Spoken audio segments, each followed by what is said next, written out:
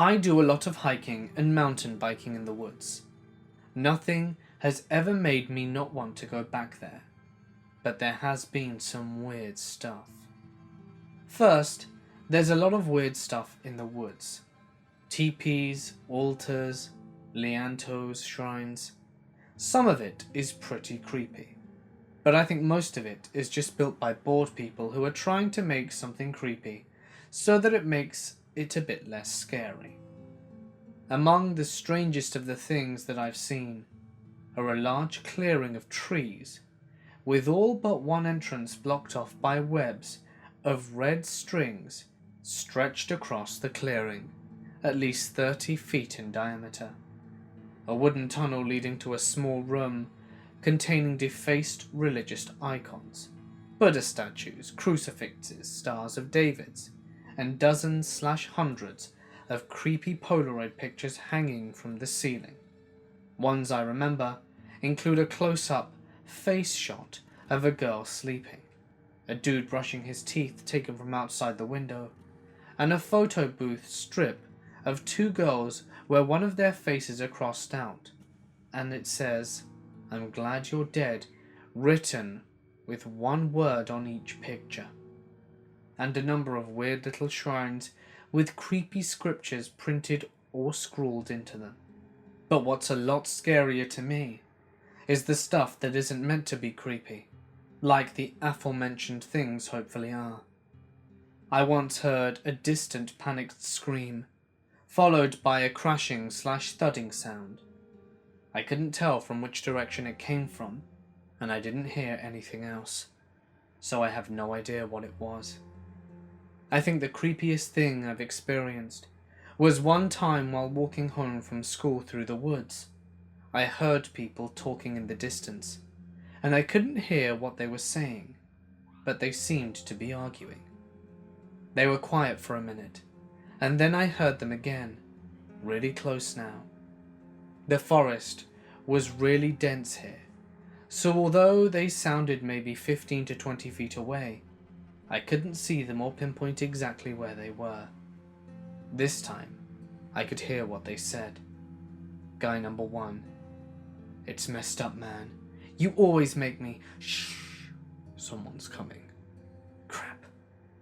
From a bit further away to my left than the other guys, who sounded mostly to the right in front of me, another guy goes, "Hurry. Shit. Shh." I came around the corner and expected to see them, but I couldn't see anyone. I kept walking, cautious and trying to be aware of my surroundings.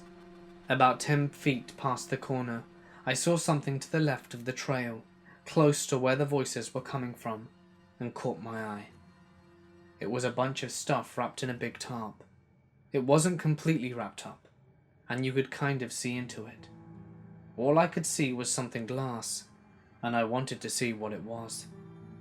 I scanned the forest behind the tarp to make sure no one was watching, and then stepped towards it. Suddenly, one of them says, "Keep walking," very calmly. I looked back into the forest, but still couldn't see anyone. They said, "Go," still calm. I looked for another second, unable to see a soul, and then turned and kept walking like nothing happened. I don't know what was going on there, but the whole time it gave me the creepiest vibe I've ever gotten. I used to do a lot of camping and hunting with my dad. We lived in Michigan, and going up north was a common activity for us. I think the main difference between us and other people who did the same thing was that my dad liked to go way off the beaten path, like really deep into the woods. Oftentimes, he would end up parking his truck somewhere once we couldn't go any further in, and would hike for several miles carrying all our gear. The last time we went camping was definitely the weirdest one. My dad was excited because he got a full-wheel drive, brand new, and he wanted to see how far he could push it. After a lot of driving, some of it being scary and made me think I was going to die, we ended up in a small clearing. It was nearly dark at the time, so we quickly made up a tent, had some food, and went to bed. When we woke up in the morning, we got a better idea of the clearing. It seemed to have been a common campsite, or that was the evidence. There was an area someone had a fire, firewood, and the grass was compressed in other areas, like someone had walked there for a while. I think there may have also been some trash. Further exploring around the area, I find what I called a swamp. It was a bed of water where trees and branches had fallen into or were growing out of. It had an eerie quality, but I was more afraid of snakes. After checking that out with my dad, we decided we were going to walk further into the forest, where the trees were thick and a truck couldn't get through. We were walking for maybe an hour when we came into another clearing. Before we even got there, we could hear something. As we approached, we found the source. We went immediately from a very dense forest into a very open area with low grass. Directly in front of us was a wooden cabin. In front of it were rusted out cars that seemed to be impossibly placed due to how dense the trees were. To the left of us was a cliff that just seemed to shoot straight down. Coming from the cabin was a lot of noise, and as we approached further, we could tell it was a woman screaming. What she was screaming I wasn't sure. I couldn't make it out, but she was obviously mad about something. I remember wanting to check out the cliff more, but my dad stopped me suddenly and stared like he was trying to figure something out and told me to turn back immediately. We were practically running back to the campsite, and when we got there, he immediately had us pack up everything and get back in the truck to leave. I'm not sure what he saw or heard, but it was sure enough to scare him, which I had never seen before. We were both armed as well, and my dad had earned various medals in the army for rifle use and sharp shooting. He was an amazing shot, and when he had his hunting rifle, his bravery seemed to be endless. I think that's what's creeped me out the most. Whatever it was, he knew he couldn't protect me or himself from it. It must have been 20 years ago, when my brother-in-law saw what we can only describe as a lizard or reptile man. This happened in the mountain towns of Xochimilco, Mexico City. I remember it was the time when he was still dating my sister, and one night after hanging out with her at our place, he went back home. I recall it was a few minutes past 11, and he used to drive a Volkswagen Beetle, and that night he headed uphill for San Francisco where he lived. He had to take a road surrounded by trees, pine trees. To his left side was the hill, and he told us that when he got around the curve he reached a dark, rocky place. The rocks were huge and it was pitch black. He was driving very fast, as he was used to, and so he turned on his high beam headlights. After doing it, he could see some movement from the corner of his eye, and within a few seconds, right in front of him, he saw a huge creature crossing the road in just 2 steps, which immediately reached the other side of the road, where a tall wall made out of stone was built. He couldn't say if the creature went through the wall, jumped over it, or went down some kind of ditch, but the animal disappeared. He only remembers that it was pretty tall with a humanoid form, 2 arms, 2 legs, a head, but had a tail. He said that if it had been someone in a costume, he would have dragged his tail. But he recalls that it never touched the ground. Instead of a mouth, it had a turtle-like beak, and since he had his high beams on, he could see it very clearly, and described the skin as greyish.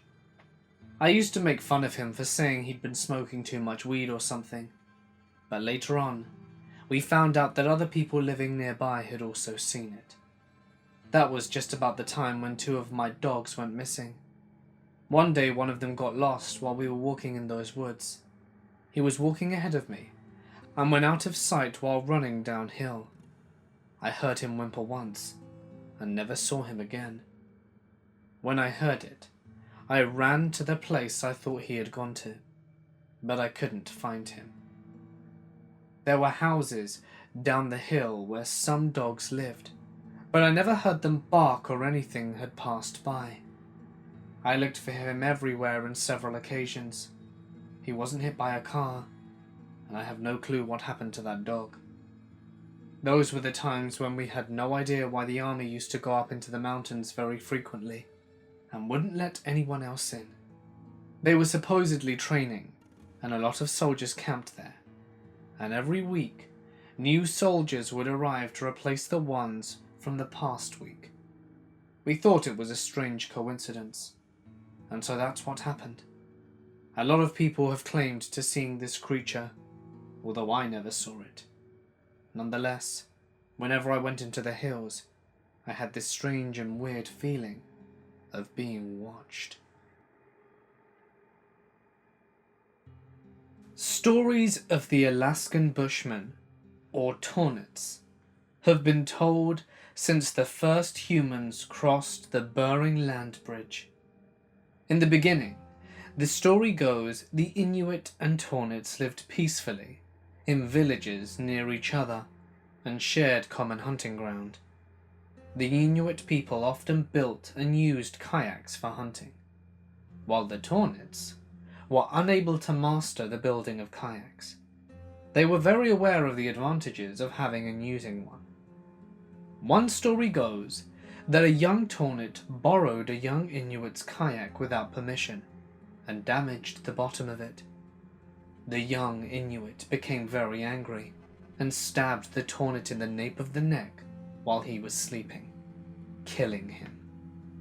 The rest of the Tornets feared that they too would be killed by the Inuit and fled the country, rarely to be seen again.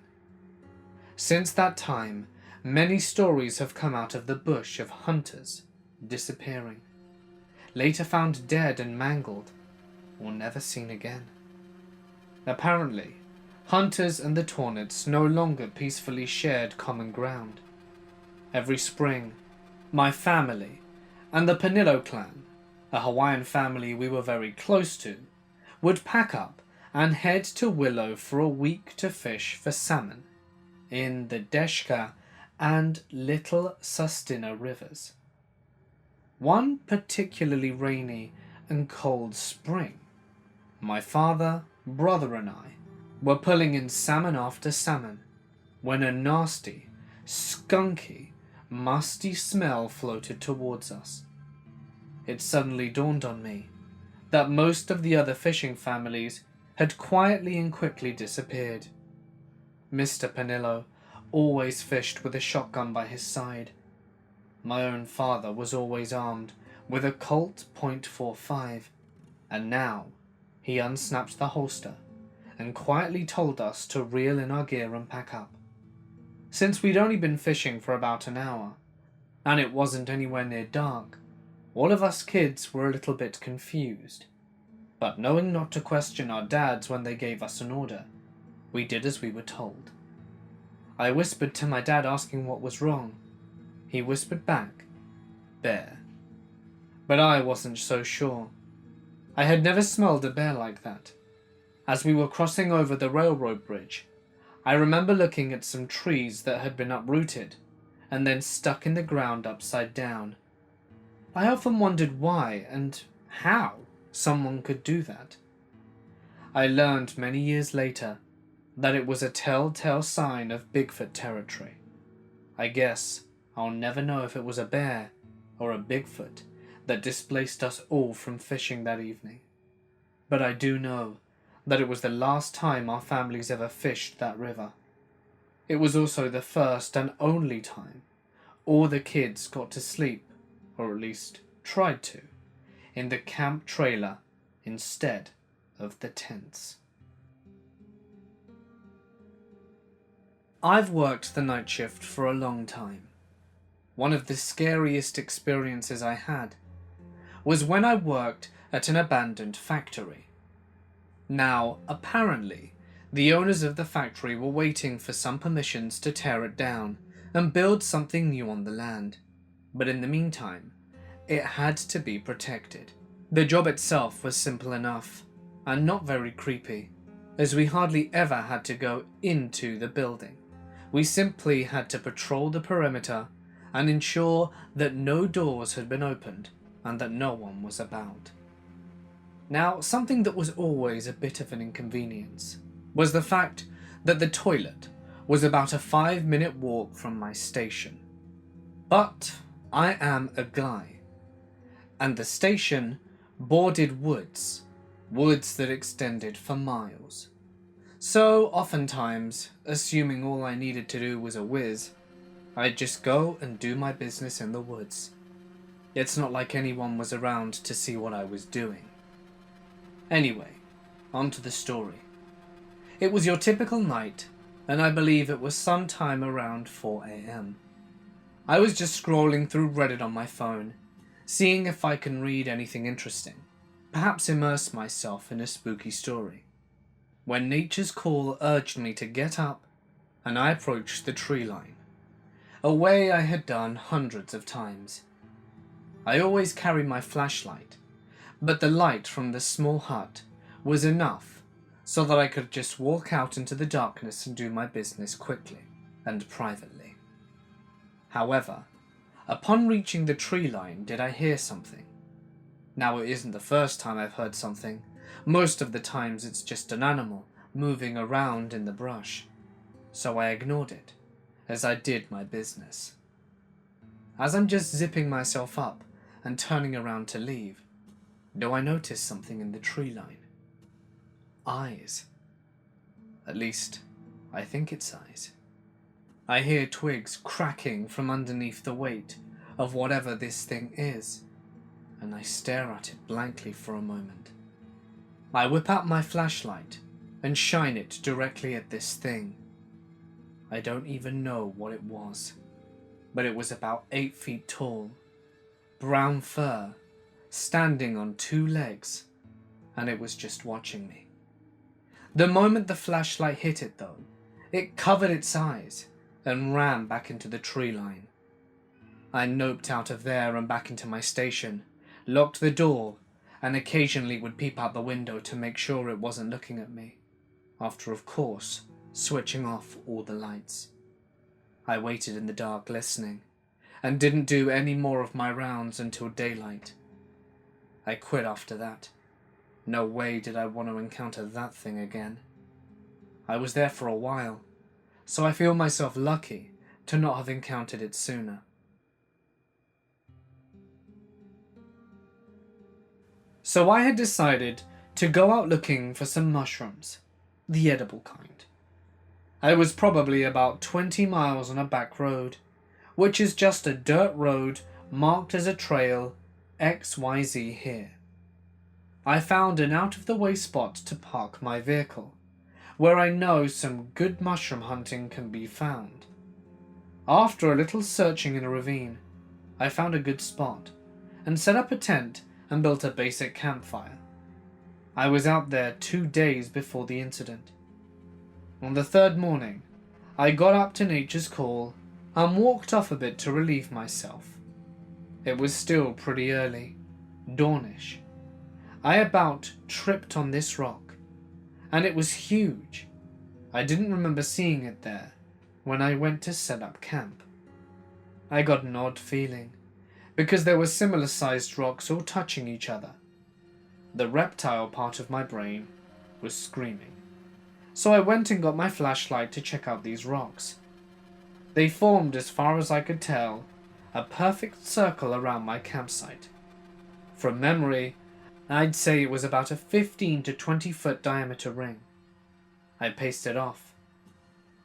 The thing is, I could barely make these rocks budge. Sure, I could lift one, maybe just a few inches, but move them? No. They were about knee-high. Some of them had to be in over 100-meter range. In a moment of crystal clarity, I realized that if crap hit the fan, my vehicle would be found, but I wouldn't be. I don't think I've broken camp quite so quickly. I didn't even get the few mushrooms I had collected. I figured it would be better to leave them for whatever left me the ring of stones. I was such deeply troubled by this that I have not spent one night in the woods in the 5 or so years since this happened. A lot of people think I'm making this up, but it happened. I have my theories as to what it was.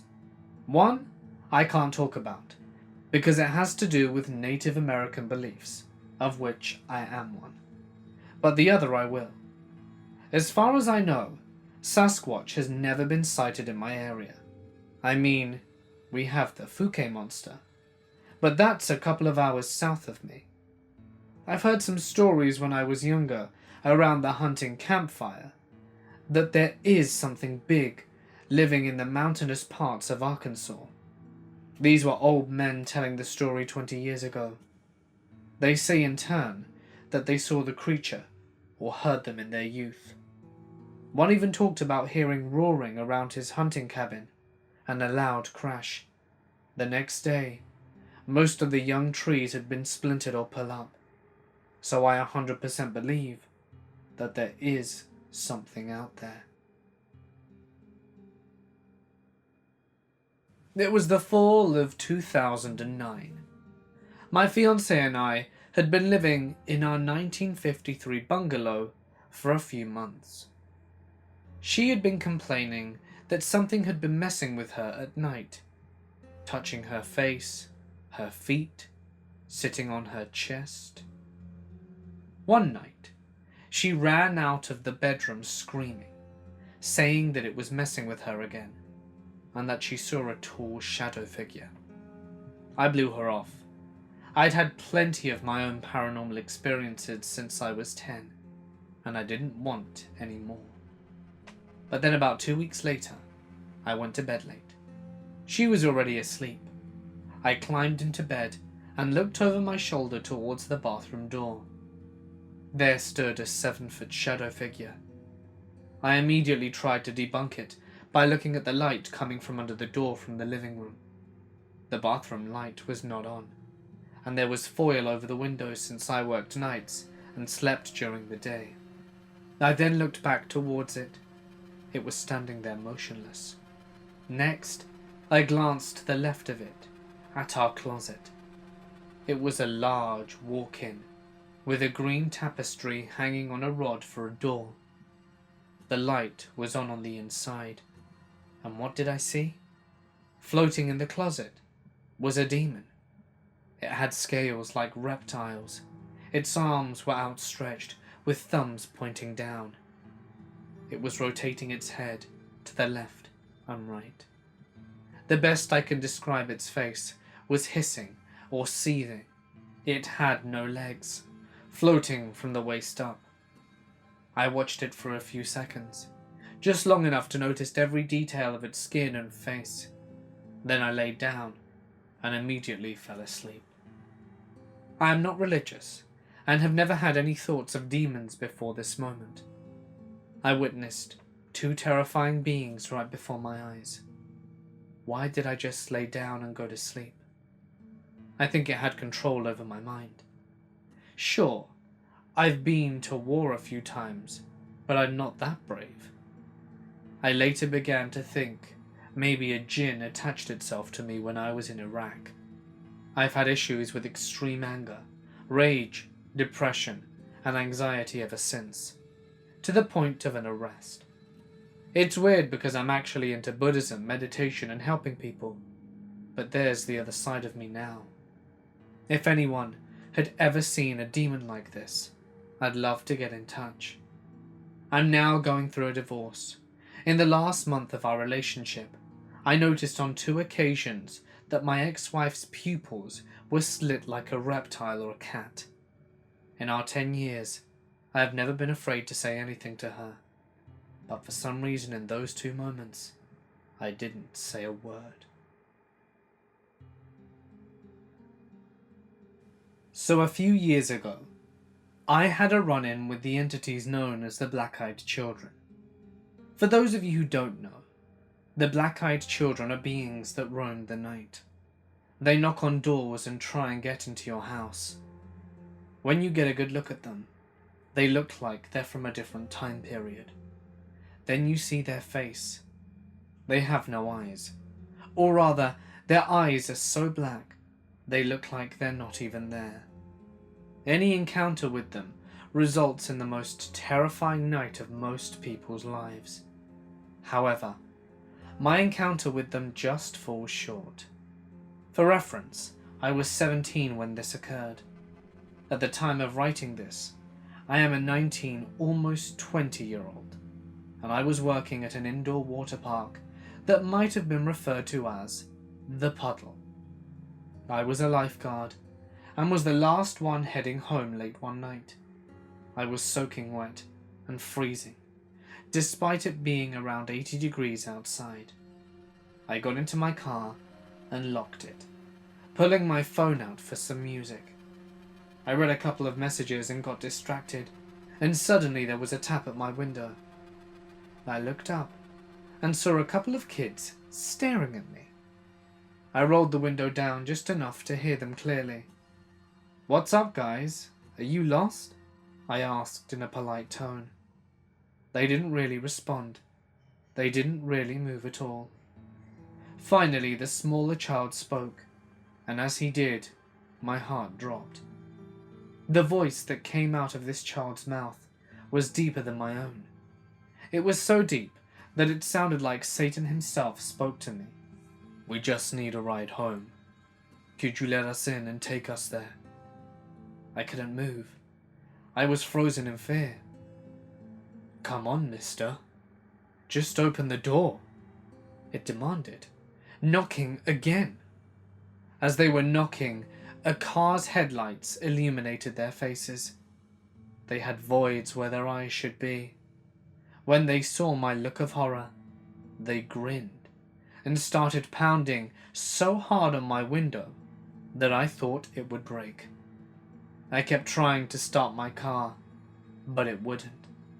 Finally, one of the housekeepers of the hotel the puddle was built around came out to throw trash, and I heard them walking and went to warn them about the kids. When I look up, they were gone. Now this could have been a hallucination brought on by the amount of stress I went through, but it was very real for me.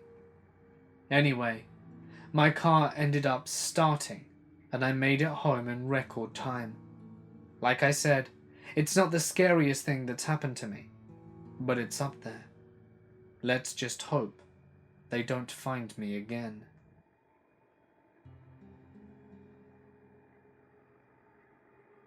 I stayed at a friend's house about 3.5 months ago, and this is when it first started. We ate dinner and watched the Golden Girls before crashing out. I told her I was ready for bed and headed to the guest room. She asked if I would leave the door open because her cat likes to go in there, and if I didn't, he'd scratch the door. So I left it open. I didn't mind though because the living room light was on, and it was comforting me since I've never slept there before. Okay, so I'm sleeping, and I get woken up by the cat jumping on the bed and across my back. He doesn't actually land on me. I'm laying face down and don't think anything of it. Then I felt something else move across my back, in a very similar fashion to how the cat felt jumping over me. But it was going in the same direction as the cat. I hear the cat meow and hiss, and then I hear it, and a little girl's voice. "I want to get up there too." I tried to jump up, but I couldn't move. I was in complete panic and couldn't move. Something pushed across my back again, and then the cat hisses again and jumps after whatever was there. I have never been more scared in my life.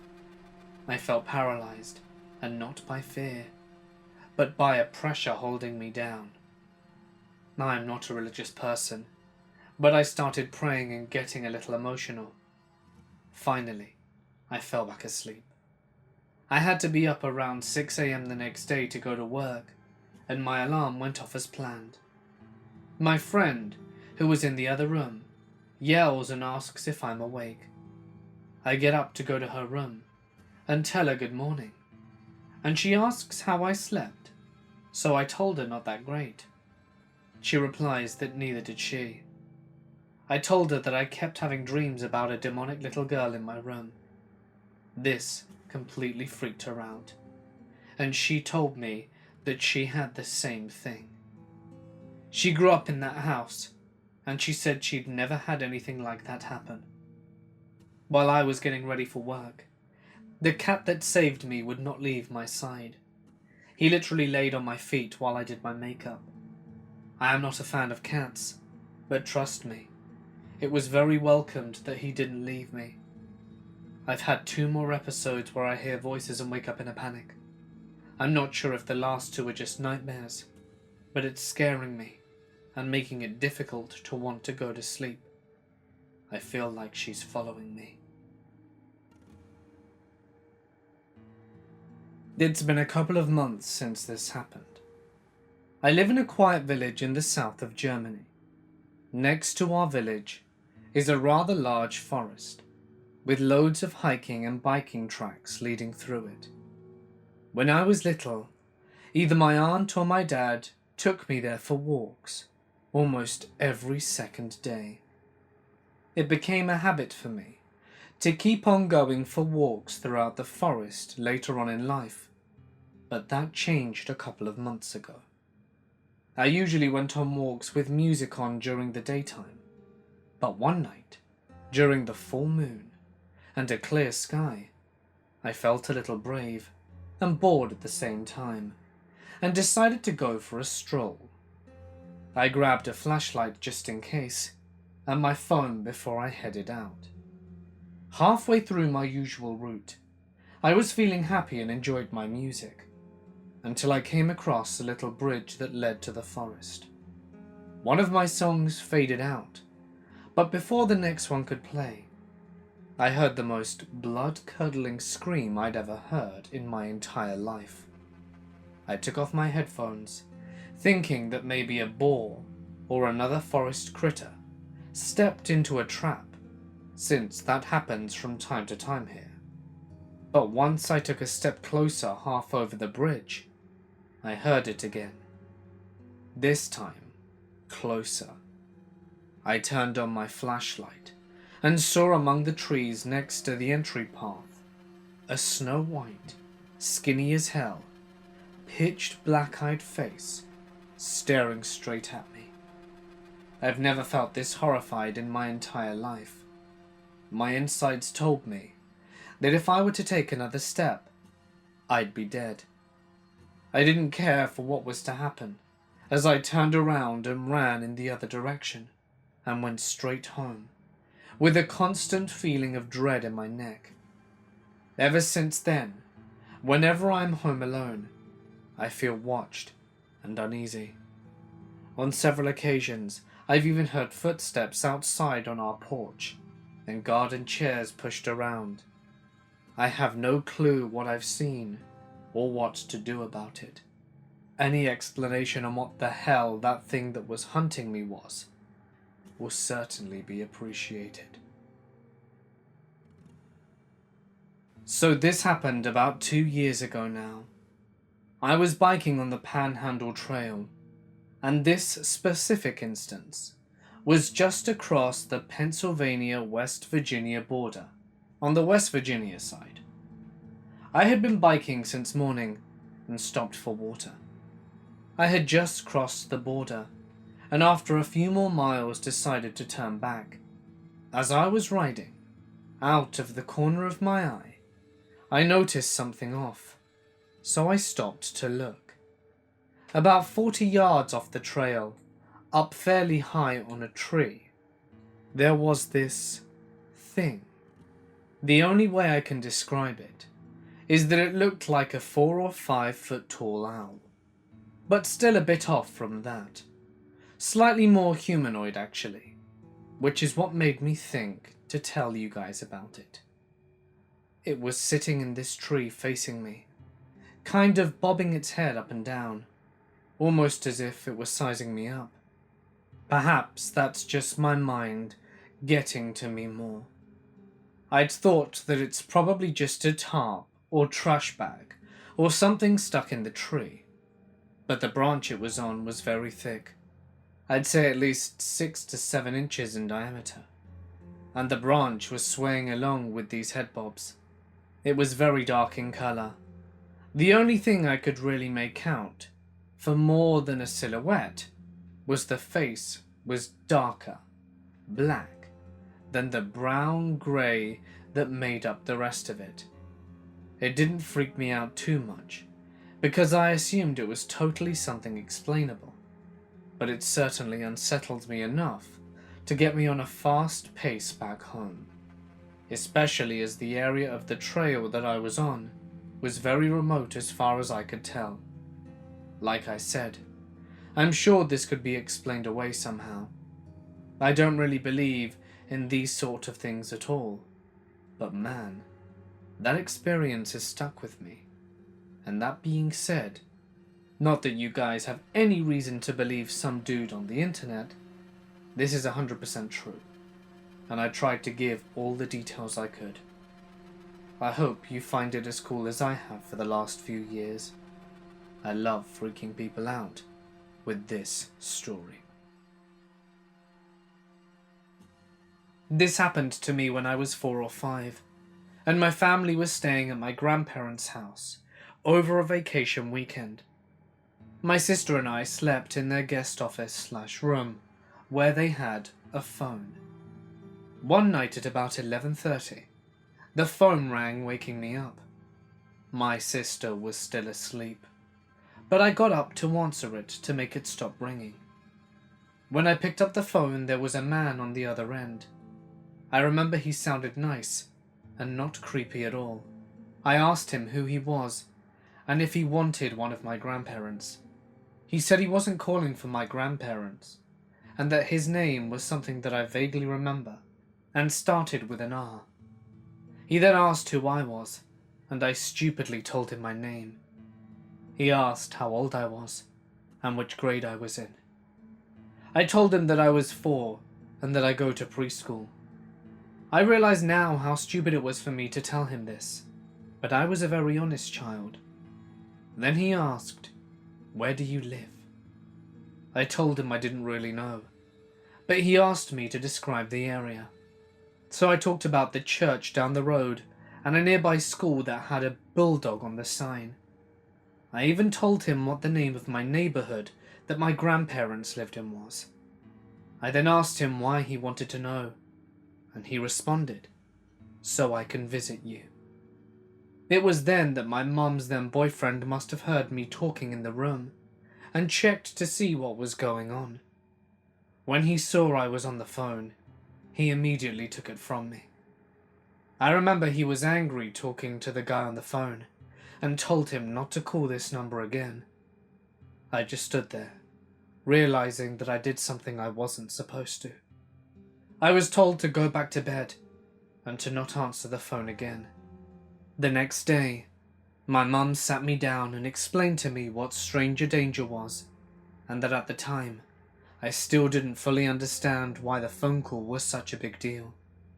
But years later, I understand the implications for the whole interaction, and I get chills from it. I'm thankful that I was stopped before it could go on any further. In September this year, I was hunting antelope out near the Red Desert in Wyoming. I had just shot my antelope and was walking about 150 yards out to where it had dropped, so I could tag and begin field dressing the animal. I should mention I'm about 40 miles from the main road, and that I had not seen another human or vehicle since I got off the main road. This area is extremely remote. It's hard to even describe. So as I'm walking out to the antelope, I look up, and about 1 to 2 miles off in the distance, I see this extremely bright light zooming over the landscape and heading my way. I thought it was probably a game warden on a side-by-side coming to check my paperwork and all. No big deal. I keep walking out and find the animal and look up, and this light drives down into the sagebrush and I can no longer see it. It was about half a mile from me when it disappeared. I also notice I don't hear any engine, if it is in fact someone on a motorized vehicle. I'm mostly confused at this point, not sure what the hell this light is, or where it went, but I continue on and tag the antelope. It takes me all of 10 to 15 seconds to put the tag on. Then I look up and see the light travelling away from me. It's now about 3 to 5 miles away from me, and going at least 100 miles an hour. It was really zooming way faster than any vehicle could travel over that type of terrain. Also, there are no roads or anything where the light is travelling, so I don't know how it was going so fast.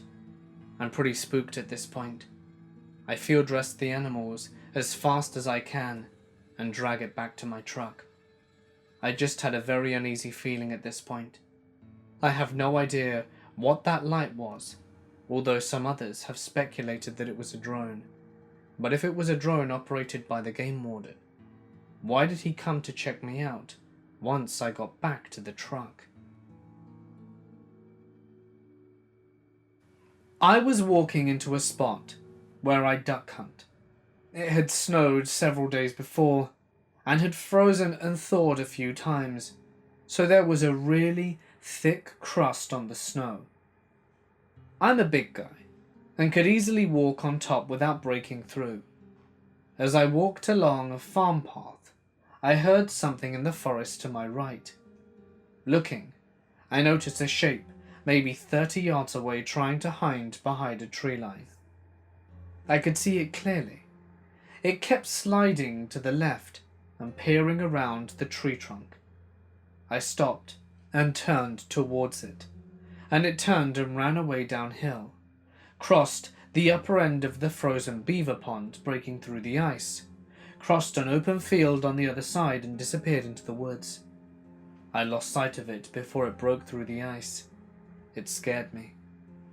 Shaking, I drew my pistol and made my way back into the field on the far side of the beaver pond and looked at the muddy tracks where it came out of the water. There were just smudges. It wasn't even denting the packed forest snow. I went down to the water and looked at the broken ice. It was thick enough for me to stand on, and I tried. I went back to the tree that I was trying to hide behind, and there was a limb that was across its face, so I knew I could get a height estimate. That limb was even with the top of my head when I was standing, where it had stood. I'm 6 foot, so this thing must have been at least 6'6" or taller. What was it? It was bipedal, standing at 6'6". Maybe it was a person. What could possibly make a human cross a frozen pond in cold 10-degree Fahrenheit weather, not knowing if the ice would support them or not, or even how deep the water was? Then, when did this now very wet person go in a 300-acre forest? There is still a logical explanation. I just don't know what it is. This happened to me on the 27th of October this year. For some context, I'm a 19-year-old male who is currently working in Finnish military, as it is mandatory for everyone over 18 years old. In late October, our company had a shooting camp. Pretty average stuff. We go to a shooting area, train for a week doing different kinds of shooting exercises, and then return to the brigade. This one was no different. Except during this particular camp, we put few guardsmen to some major roads leading to the area to make sure no unauthorized people would enter the dangerous area. This guardsman job was actually a real blast, since if you were chosen to do it, you were put to a booth that had heating, a bunk, electricity, a fridge, and all other sorts of luxuries that other troops could only dream of while laying in their tents. Well, on Friday evening of the 27th, I almost couldn't contain my joy when I heard that I would be the one getting the last guardsman's shift on the guard booth. I would guard the place from the moment I arrived there until the next morning, when someone would come and pick me up and we would leave. I got one battle buddy with me to do the booth, so we could do shifts, allowing the other to sleep while the other guards. We arrive at the booth. It's late evening already, so me and my buddy just lay down our gear, heat up the booth and decide on our shifts. My buddy was to guard from 7 till 11, and I would continue to do it from 11 to 3, and then we would switch again and so on. I could have gone to sleep immediately, but I decided to keep my buddy company since I didn't feel tired. We ended up chatting the whole 4 hours about life and stuff. You know, the usual thing young guys talk about. The time basically flew while we chatted, and no cars passed through the booth during the whole time. Finally, my buddy's shift ended, and my shift started. He said he was tired and went to sleep immediately, so I took my place as guardsman and continued alone. At this point, it would be wise to tell you a little bit about the place we were in. The shooting area itself was dozens of kilometers in diameter, and pretty secluded, so no civilians usually bothered to come, even if it were by accident. The booth itself was located about 5 kilometers from our campsite, so me and my buddy were pretty much isolated from everyone and everything. The only form of communication we had was a radio that we could use to contact the security major if something were to happen. The place we had to guard was an X-shaped junction, one road going from north to south, and the other from west to east. Everything south of the booth was off limits to everyone who didn't have direct acceptance from the security major to enter, since it was dangerous because of the shootings and explosions that we practiced there. Now, back to my shift. The 4 hours I had to sit there in complete silence felt much longer than the 4 hours I had chatted with my friend, obviously. But I didn't complain. I actually quite enjoyed it. Looking at the snow-covered roads and forests lit dimly by one single street lamp and the crescent moon from the cloudless sky, it was literally a perfect night for ghosts and monsters. There was no wind, no sound at all, and no cars passing during my whole shift. I loved it. I've always liked being alone, and loved silence. On top of that, I also liked everything creepy, so I kept myself entertained imagining all kinds of scary beings lurking in the forest beyond the reach of the streetlight. Not that I believed any of it, though. But I had to admit that each time I stepped out of the booth, I got this feeling of being watched. You know, the one that makes your neck tingle and the hairs stand up on the back of your neck. I didn't mind it, though. It was normal. I was a guardsman in the middle of nowhere, basically alone in the middle of the night. It was normal to be a little paranoid. Though, there would be nothing to fear in the forest. I've lived my whole life near them, and know really well what lies within them, and what does not. That's how I kept my imagination from running too wild. Hours passed, and my shift was nearing its end. I looked at my phone and decided that soon would be time to wake up my buddy.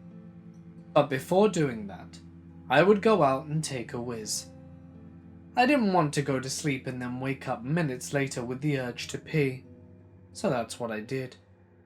I stepped out, walked behind the booth, and started doing what I came to do. All was peaceful, and I had already started to plan what I was going to do on my next vacation, when I happened to lift my gaze from the ground and took a quick glance from my surroundings. As soon as I looked to my left, directly to the south of the booth, my heart skipped a beat, and my stomach grew cold.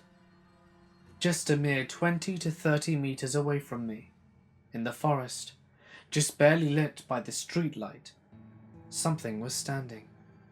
It clearly looked human, but the sheer size of the thing assured me that it was not. The thing had to be at least 3 meters tall. It wasn't in any way strangely shaped. It looked perfectly human, but it was just huge.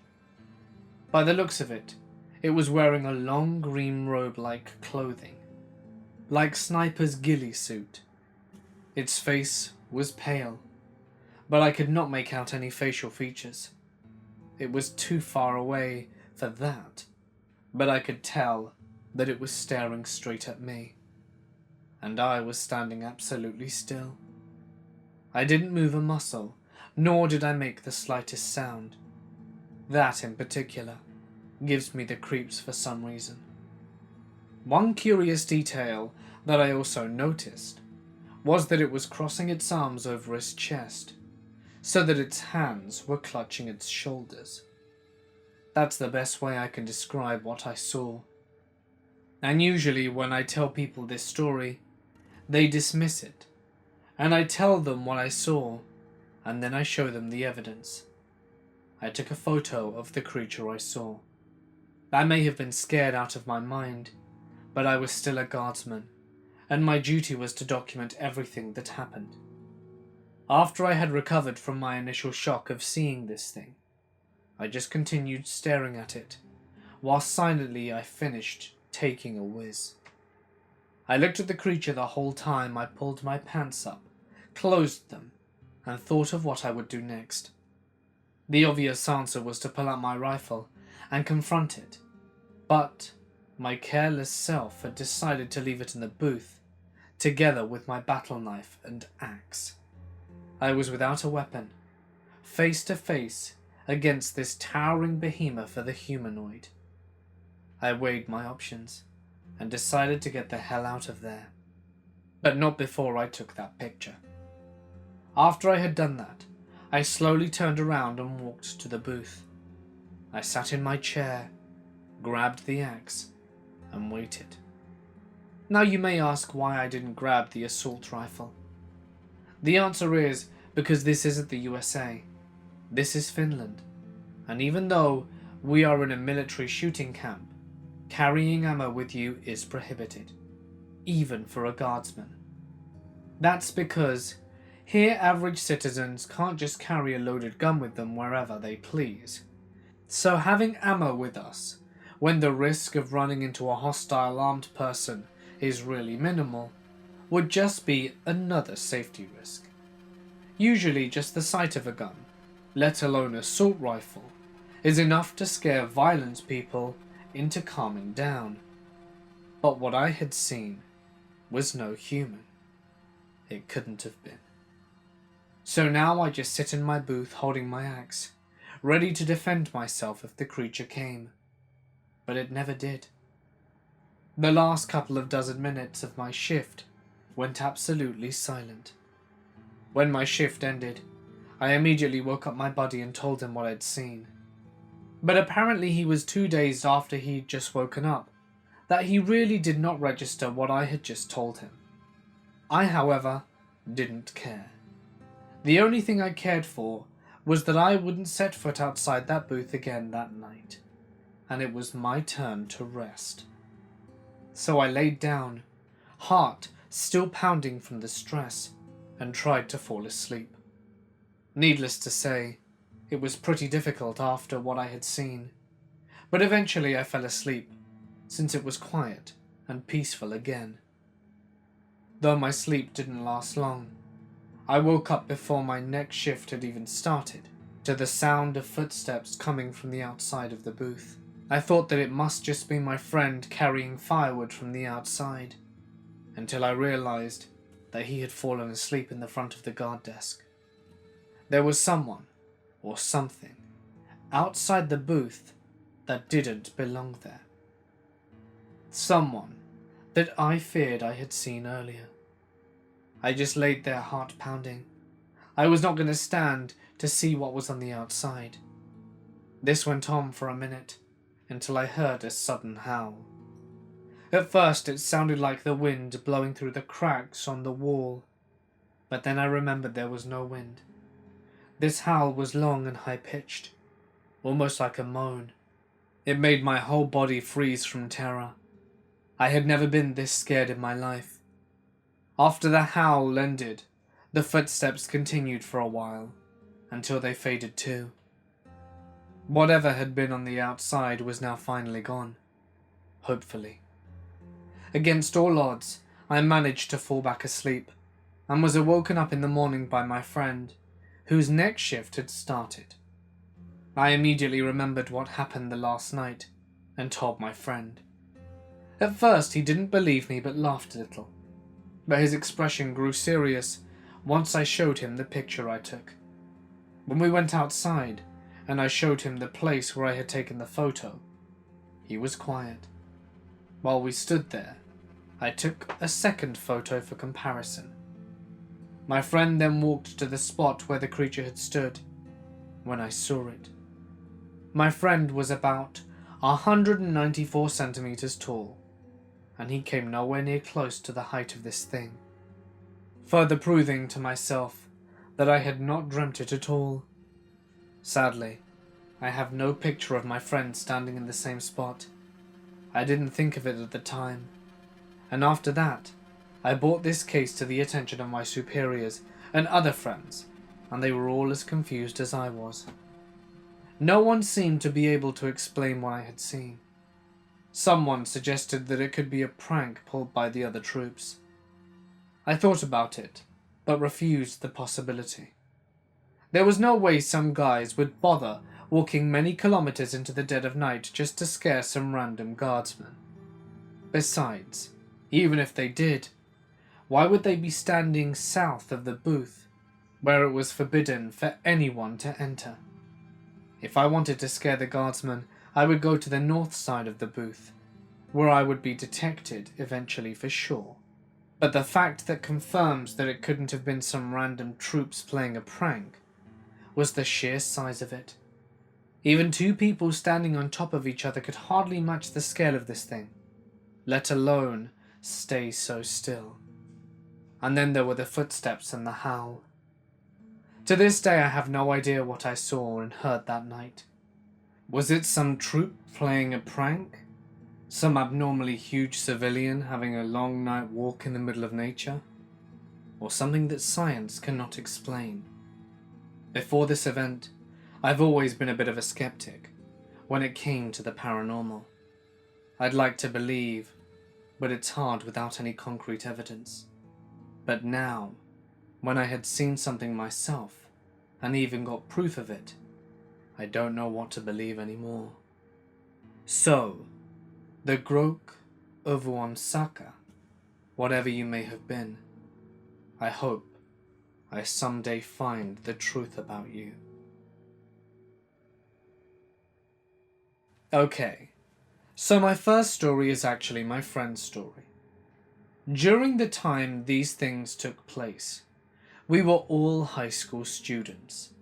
This is all happening in Florida, by the way. I already knew about skinwalkers and the like, but when these things happened to me, I wasn't sure if it really was a skinwalker or something else. I've noticed that most of the people who tell me they've experienced the same phenomenon live in the area that I do, and my friend is no exception. My friend is called Jay, and lives about 10 minutes away from me.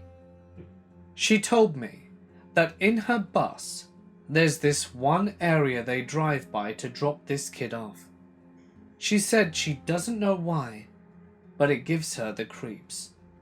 Well, she told me that one early morning, so it was still dark outside, when they were driving in that area to pick him up, all the kids in the bus and the driver saw this weird-ass deer running along the bus. It didn't run away from the bus, but ran beside it. She said it looked weird as hell. You all know the usual stuff. It looking like some humanoid deer, because it just didn't look right. Like its limbs were bent in an awkward way. And she said its eyes were freaky.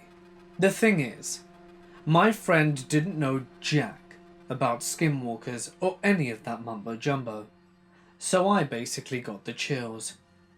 I tried being reasonable, because I thought that perhaps she'd just seen a regular deer, and since it was dark, there was a possibility that she got confused.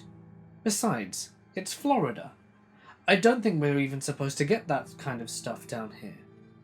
However, Jay swore up and down that it wasn't like a normal deer.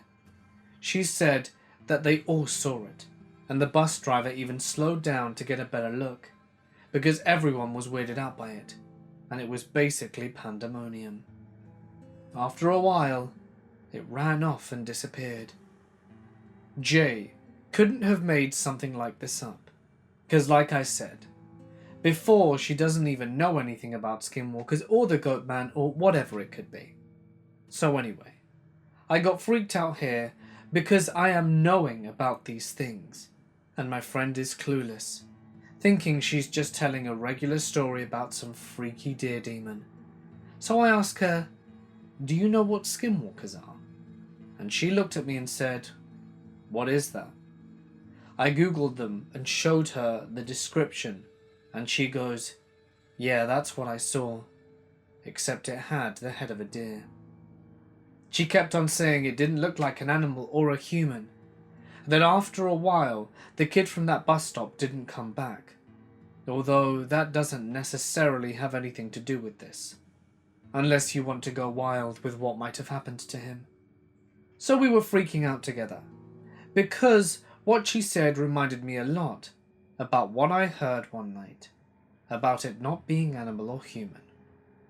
See, a couple of years before she told me this story, I found myself one night in the backyard, like really early, perhaps 3 in the morning or so, because I was thinking about things due to personal reasons.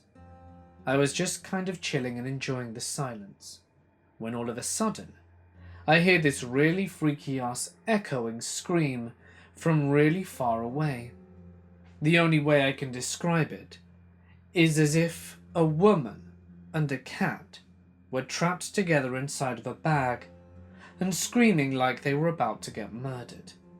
I know mountain lions, foxes and owls can make the weirdest mating call sounds, and I've looked this stuff up, trying to debunk it myself, but it just didn't sound anything like those things. You usually would be able to tell if it's an animal, right? It's just common sense. Like my friend said before, that didn't sound animal or human. It sounded unnatural and weird. Now, me being me, I was pretty unfazed at first. A little concerned, yeah. But at first it was really too far away, and I just assumed it was a woman. And I actually thought that they were killing people in the streets at 3 in the morning. The thing is, that thing travelled fast. It was freaky as hell, and the closer it got, the more weird and unnatural it sounded. It only took me a couple of seconds to realise that this was no woman, and that it was no cat. Because while this was going down, I was going through in my head, what the hell is that? This thing went from sounding like it was a couple of miles away to being in my damn neighbourhood in under 5 seconds. It was weird, because 1 second it was so far, and the next it was right on my street. I almost soiled myself. The second I stood up to leave, the scream had just stopped. like it just dead-ass stopped. And I'm really thinking at this point it's in front of my house. So I walked as calmly as possible back inside, locked the doors, and the scream was back to being far away again. Weird as hell. I've also heard scraping and tapping on my windows some nights, usually around the same time.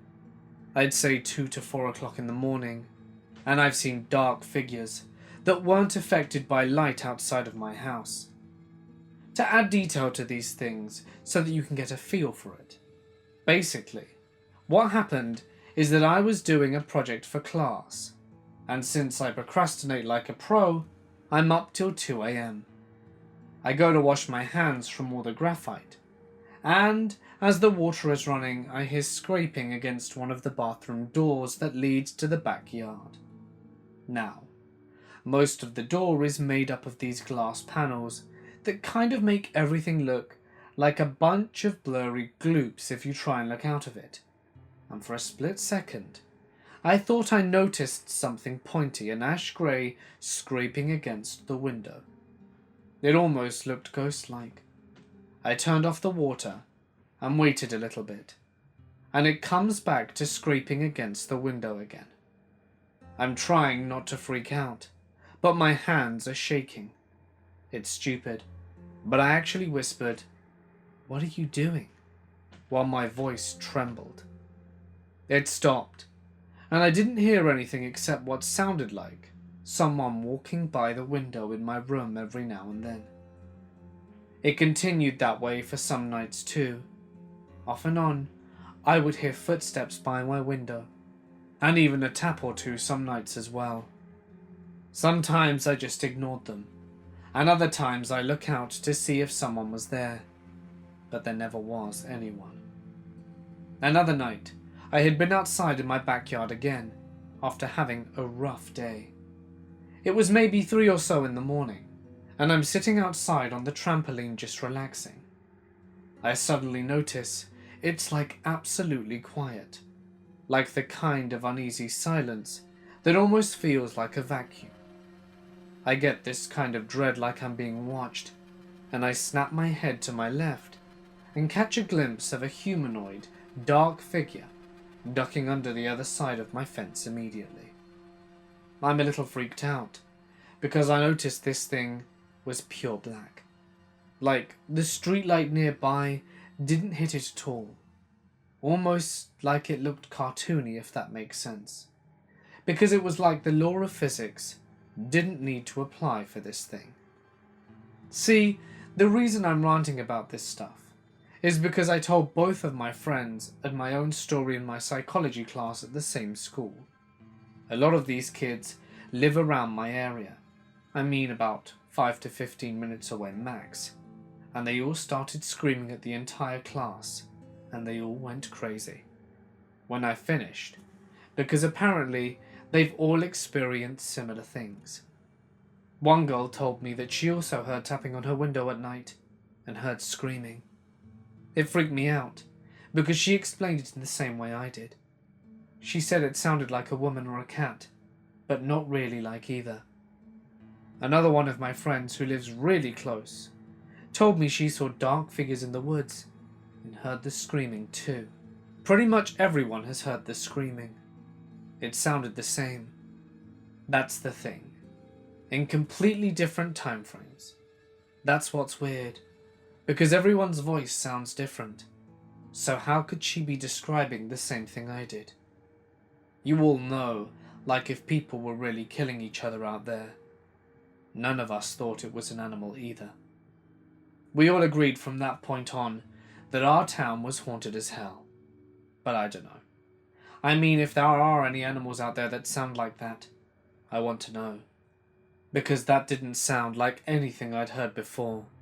So I want to be enlightened. The only person I've ever heard who's seen anything remotely specific is the first friend from Art, who went on the bus, and apparently it's like really bad to talk about skinwalkers, and even worse if you see them. It's like bad mojo. Those things are said to be able to travel very quickly. So thinking about that, made it seem like what we experienced was a skinwalker. But to be honest, I hope there's a logical explanation that I'm not aware of. Today, I asked my co-worker, who was also a friend in high school and lives nearby too.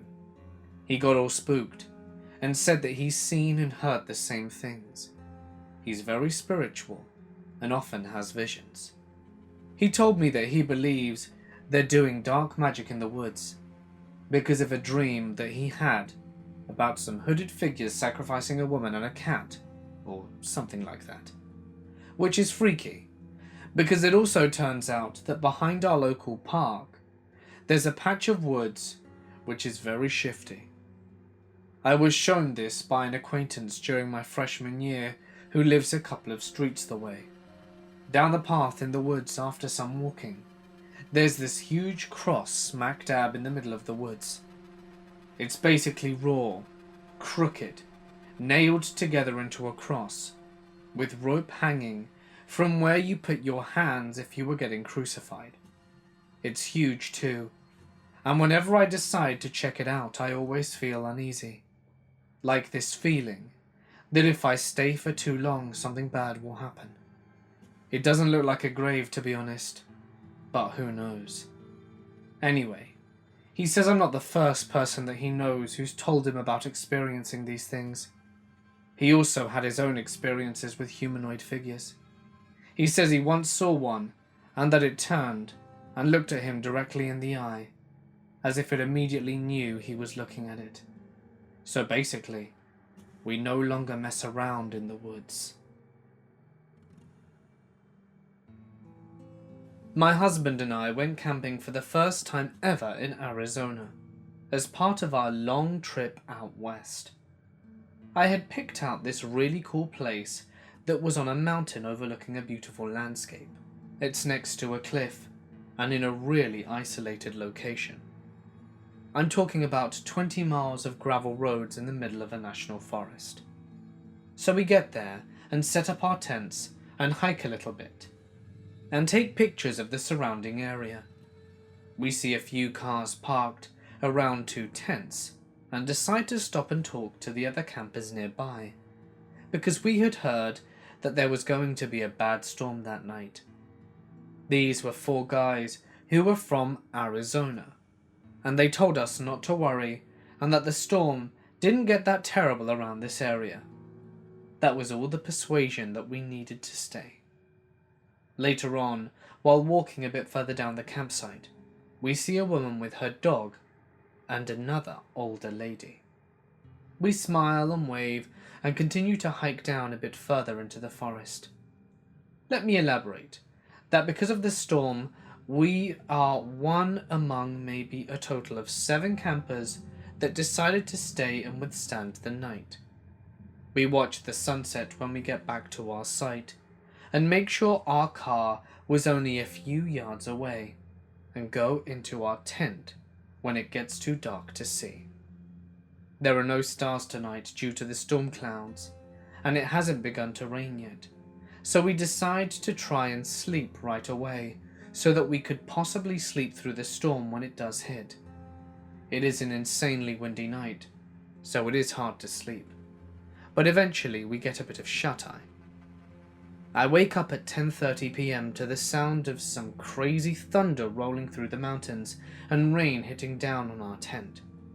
I'm a little freaked out because they get a lot of flash floods out here, and I didn't want to fall off the side of the cliff, but I tell myself to try and sleep, and eventually I doze off again. It's 12 a.m. and I wake up once more. This time, because I hear something heavy hitting the side of our tent. Like full-on sound, like someone could have been punching our tent and sliding something down the side of it.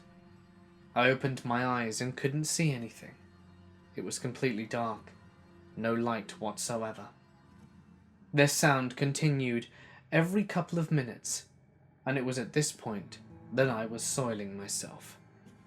Suddenly, I hear footsteps right next to my side of the tent. They are slow, but steady.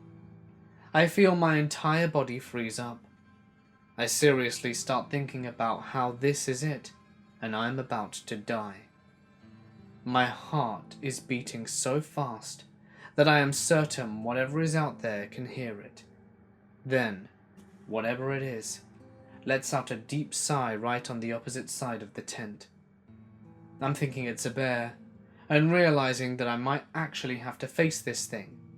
In a desperate call for my husband's mind-reading powers, I squeeze his hand really repetitively and he wakes up. But instead of reading my mind, he blurts out, "What's wrong? Why are you squeezing my hand?" Right as he says this, the footsteps stop. I don't hear the footsteps again. So after a while, I break out of my frozen state and tell him what I'd heard. We decide it may have been an animal passing by, but whatever is hitting our tent continues every so often, and I'm starting to go a little insane from this night, wondering what's going on. We convince ourselves that it's just pines falling from trees above us, and try to sleep again. We just need to make it through one night, and then we can laugh about it in the morning. A couple of minutes go by, and suddenly the tent caves in on my husband's side, right on his head. He whispers that it feels like something is pushing the tent, and I feel my heart instantly sink. I'm freaking out, thinking it's a bear that just sat on his head, but he decides to push back, and we hear the familiar noise of something sliding off our tent that we've been hearing for the past few hours. And then we realize that it's been snowing outside, and the noise we were hearing was heavy ice falling from the trees onto our tent. Our tent is covered in thick ice, and my husband pushes the tent from the inside until all of the ice slides off. Still determined to make it through the night, and a little relieved that it was just ice and not a bear, we try to sleep and make it to sunrise. We keep on a small light that my husband had luckily brought with him just to calm us down a little. Things are starting to seem normal again. We both close our eyes. It's 3 a.m. at this point, not even 30 minutes after we had settled down. My literal worst nightmare happens. Out of the pitch black night, we hear a woman screaming. We distinctly hear her say, "What the hell? Oh my God!" followed by some other non-tangible words that sound a lot like help. The way that she screamed didn't sound like anger. It sounded like terror and a sense of pure panic. My husband and I are both frozen, looking for each other. I quickly shut off our light and start panicking and asking what we should do because, what the hell, how is this really happening now? While we are trying to decide what to do for the next few minutes, we hear her again. But this time she is screaming, "No, no, no, no, no," as we hear a car speed off into the night. I'm in tears at this point. We have no idea what's happening. It's dead silent now, save for the icy rain hitting our tent. It definitely sounded like she wasn't in the car, but more like she was desperately yelling or begging not to be hurt. And this was the breaking point. Because I could take the bad weather. I could take the possible bear outside my tent. I could even take ice falling on our heads in one of the warmest states of America. But this thing, I cannot and will not be ever able to handle. A screaming person in the middle of the pitch black woods at 3 a.m? We decide to get out of there, and even contemplate leaving our tent and booking it to the car. But instead we try to stay level-headed, grab our valuables and put them in the car first. We frantically gather our things and stay close as we shuffle into the car. I close the doors and keep the lights off for a while, scared to attract unwelcome visitors. And while my husband goes back to grab the tent, I dial for 911.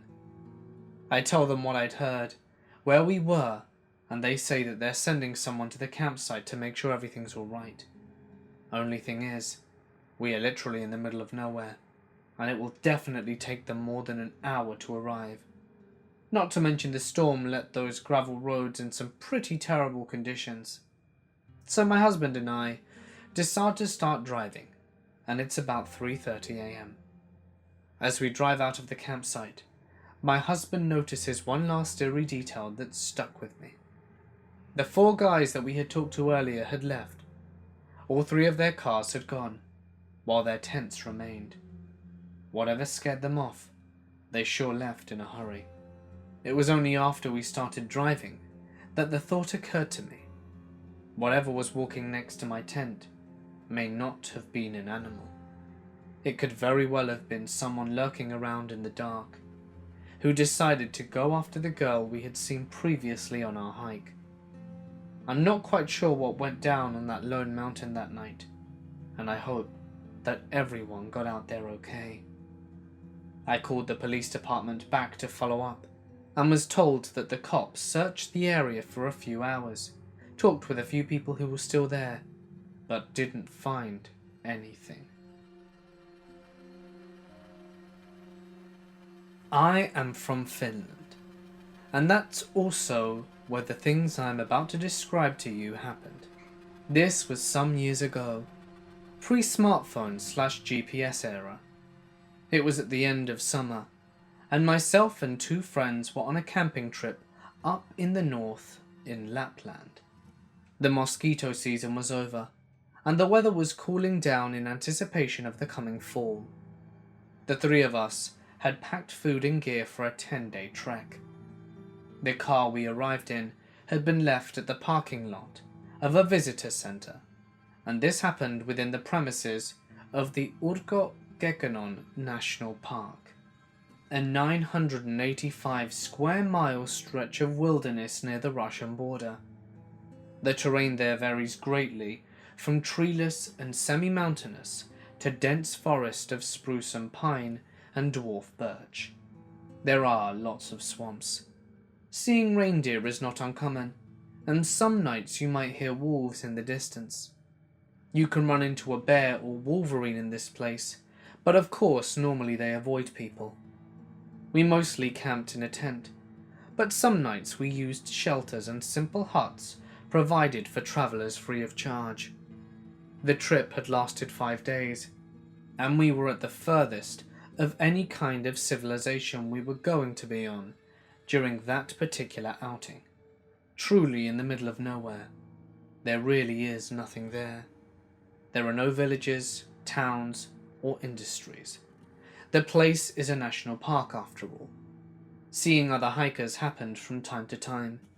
You'd see some people in the distance, maybe. Very rarely you may even come face to face with them. So in the middle of our trip, we were camping in a small clearing. Woodland extended around us for a considerable distance in all directions. It was already dark. We had eaten our evening meal, and all 3 of us were jammed into our only tent. It was a bit cramped, but we fit. We took turns carrying it during the hikes. We were just exchanging some jokes and crude humour in the dark, like guys in their 20s do. Right before we were about to go to sleep in our sleeping bags. When we quieted down, we began to hear it, talking, and the sound of machinery. Given our location, this was profoundly weird. We camped in a tent because there were no huts nearby. Maybe there was another camp somewhere near us. We couldn't quite make out what was being said, but it was a human voice, no doubt about it. But nothing could really explain the sound of machinery. It sounded like an excavator or a tank, something big, powerful, and really not too far away. Combined with the sound of talking, we thought construction yard? But at the time of night, it's an unpopulated protective nature reserve. We get out of the tent. It was cold and pitch black. The campfire had some coals in it still glowing, and we took out our flashlights. My 2 buddies have always been a lot braver than I. The sound was coming from the north, maybe a half a kilometre away. We thought the construction might be going on behind a small hill some distance away. We couldn't see any lights or anything. we still could not make out what was being said. The speaking-like voice was monotonous, and it was impossible to even say which language was being used. It still sounded a lot like a person speaking, though. You may be aware of the sort of spooky phenomenon of hearing a human voice in static.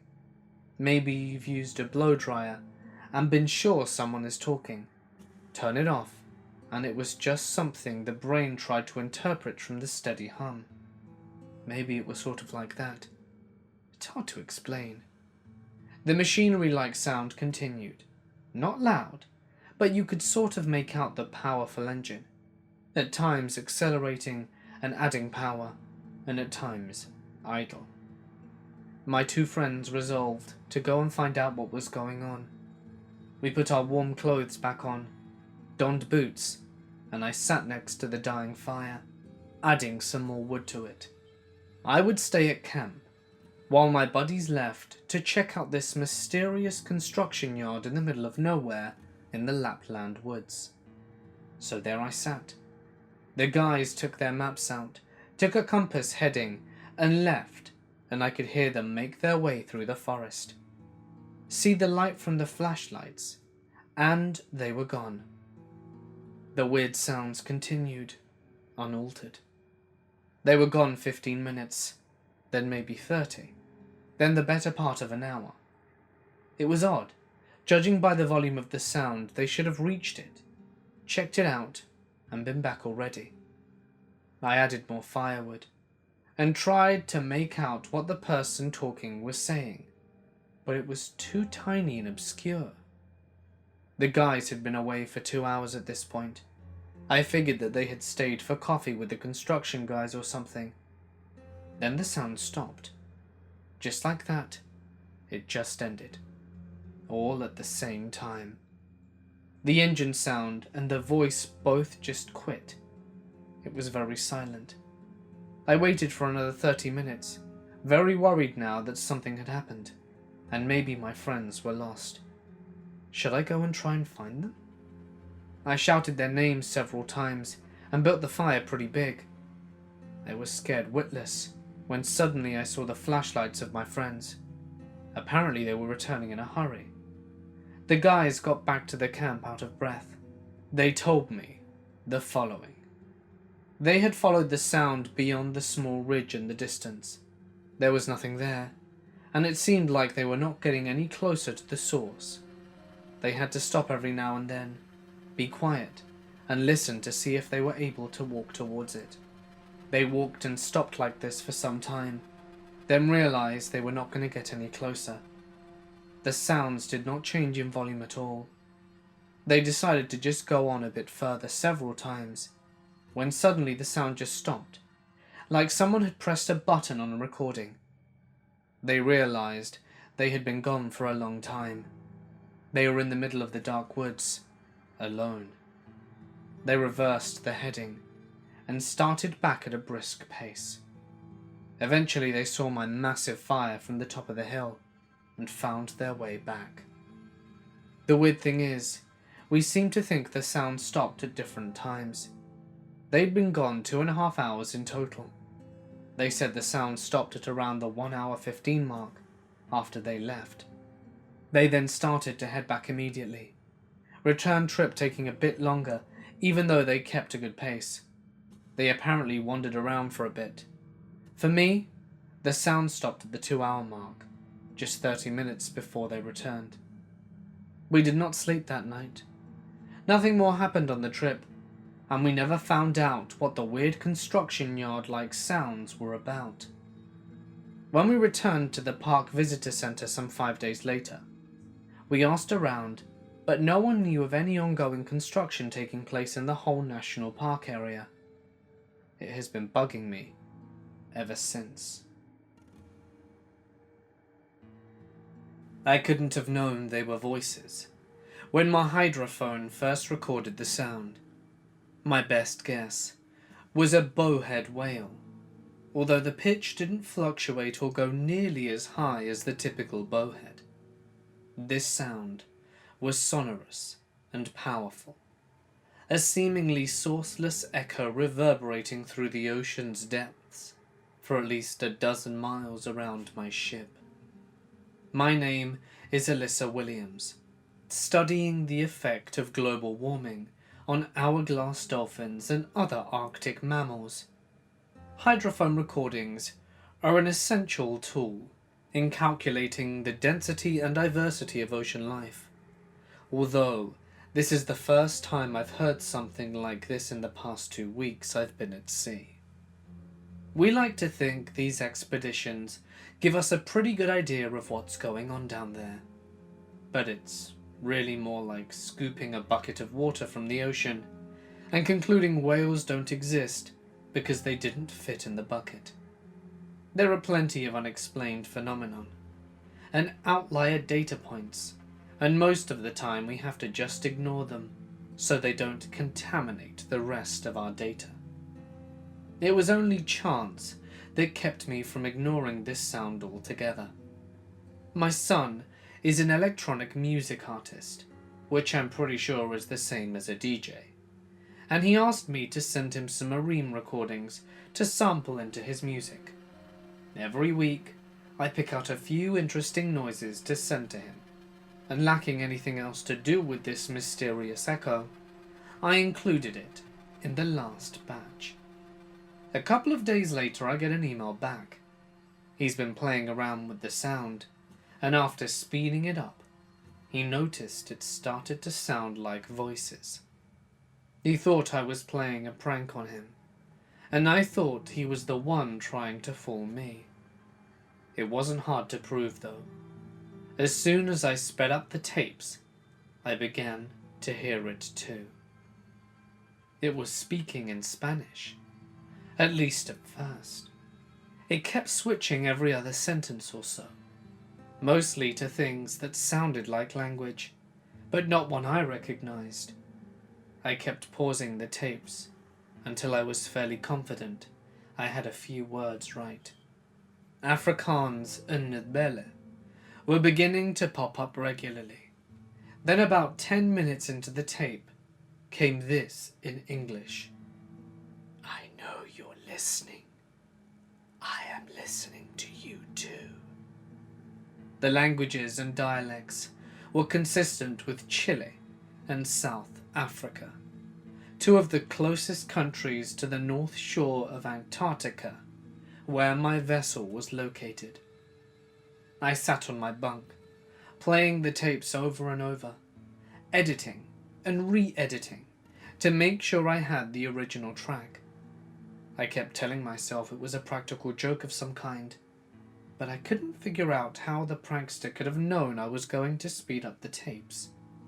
I could have told the rest of my crew about it, but I was terrified about looking like an idiot for having missed some obvious explanation. I decided to wait until I'd collected a bit more proof instead. I barely slept that night, mind spinning with possibilities. Maybe it was my mind playing tricks on me. But around 2 a.m., the gentle lull of the boat seemed to change. I didn't exactly hear the sound, but I could feel it. The reverberations and the ship sinking into my bones, teasing me, beckoning me. I was getting pretty tired and angry at this point, and I wasn't the only one. "Turn the damn engine off," someone yelled. "What the hell, man?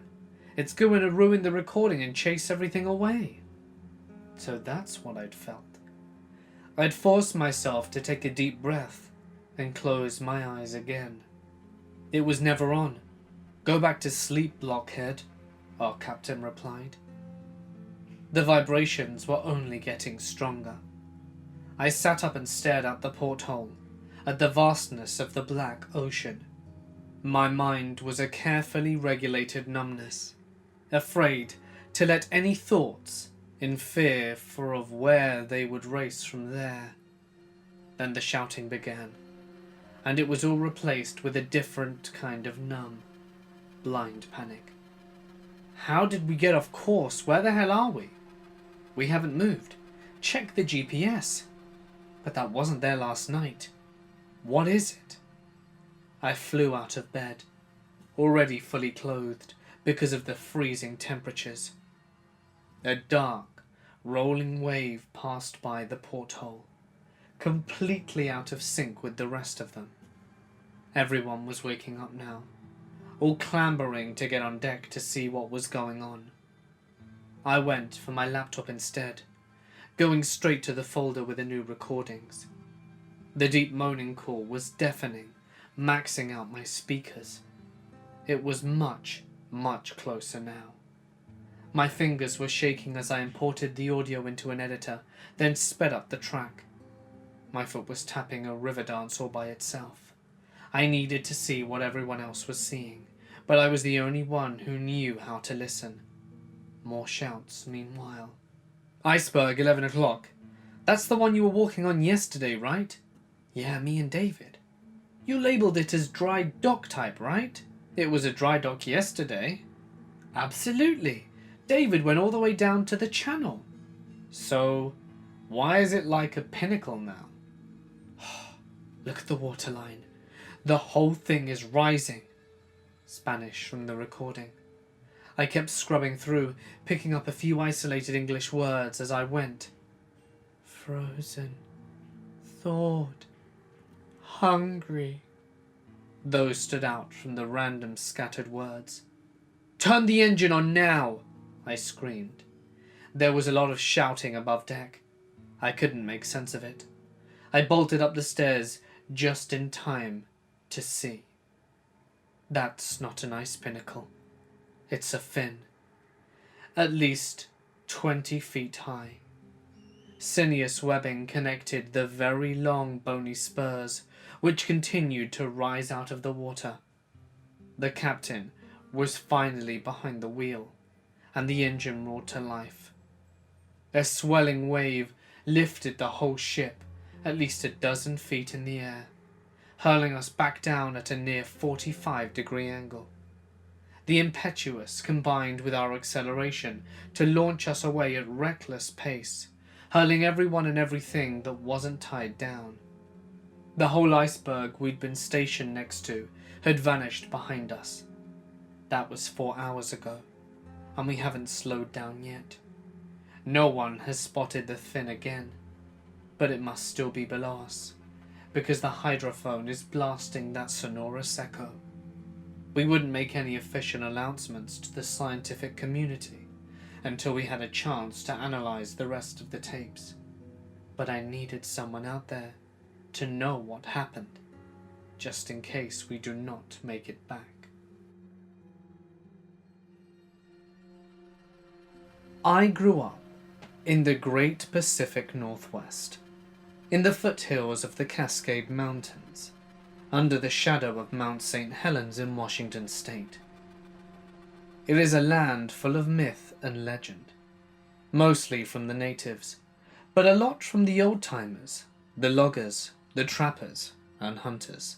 One of my father's oldest and dearest friends, now passed on, was a local Native American who was one of the oldest of his nation. He was an adult before most of the towns in the area were settled by white people. His name was Charlie to us. I'm sure he had another native name, but I don't recall what it was. Charlie used to sit us down, kids and adults, and tell us stories. Some of the stories were tribal legends. Some of them were things he swore happened to him in the woods. And some of the things said by the other men and women of his tribe were the fur trappers and miners of the late 19th century. As I got older, I began to realize that Charlie wasn't pulling our legs on some of these stories. He genuinely believed them. And a few of them happened to me, as I would wander out into the woods and investigate. The most obvious and easiest to prove was the ridge light or mountain lights. Charlie called them by different names, and the locals to this day still tell some of the stories about them.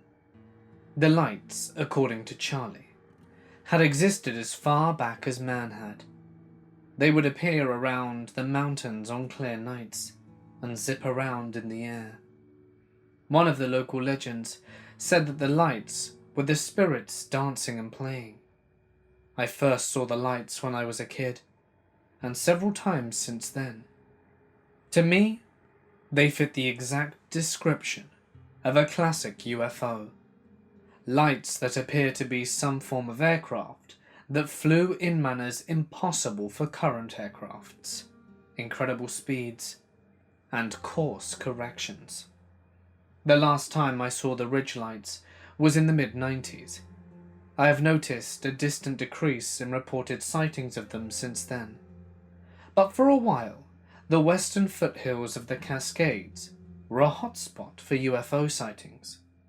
Speaking of UFOs, it goes on a bit further than just seeing the lights.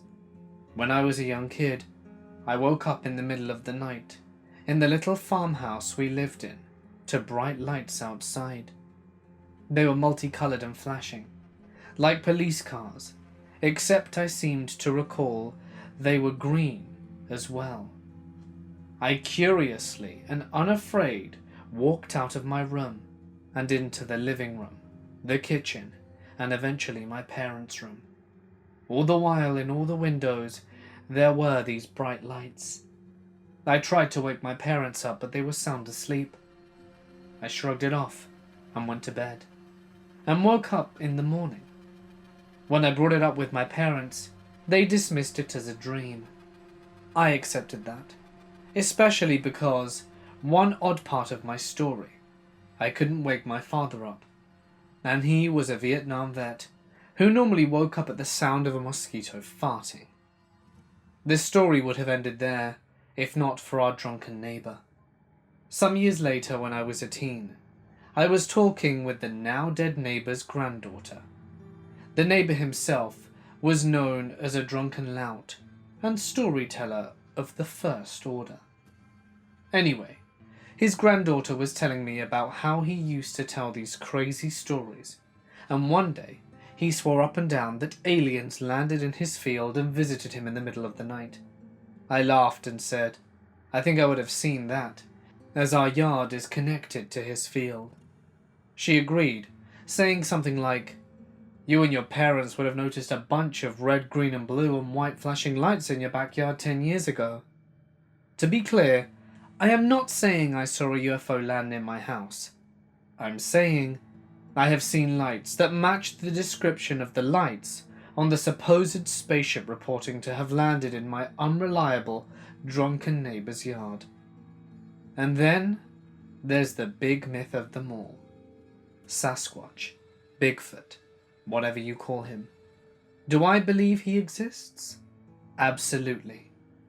Even though I consider myself a man who puts science before superstition. Why do I believe in him? Because when I was a child, I saw the footprints.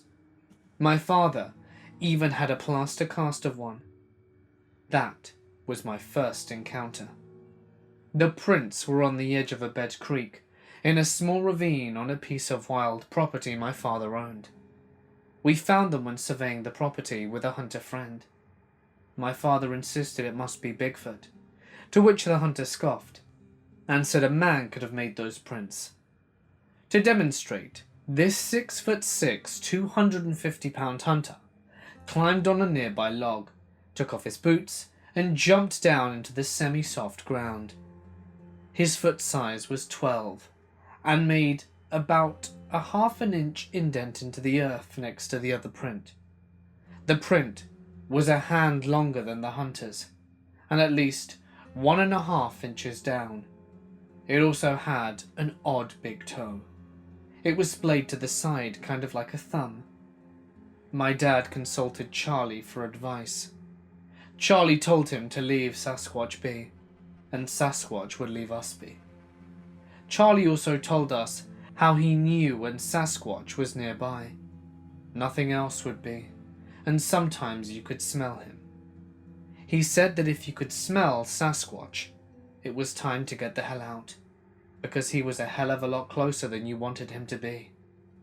Anyway, as the years went by, we learned to just hike out of the woods if they got dead quiet and we didn't see any signs of other animals.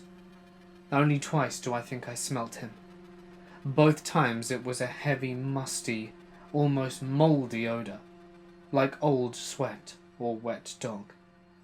The second time I was with a girlfriend. This was in my teen years, and I recalled something else that Charlie has said. Never go into Sasquatch territory with a woman who was on her period, because he could smell that and would track her, according to legend, to find a mate. It was the first time I ever asked a girl if she was on her period. She was. Needless to say, quite embarrassed to answer that it was that time of the month. That was when I told her we needed to leave now, and we started out of the woods. We both swore we heard sticks breaking and branches rustling behind us the entire way out, and we both had that terrifying pit in your stomach you get when you know that something is watching you.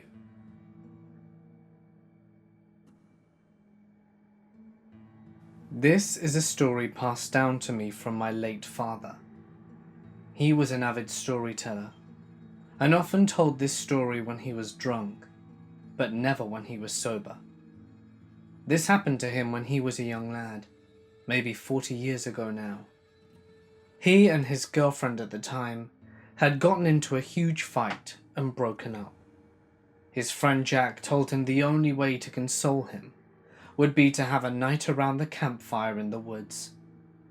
On their way there, Jack drove my father into the woods and parked at a spot where no one else was stationed.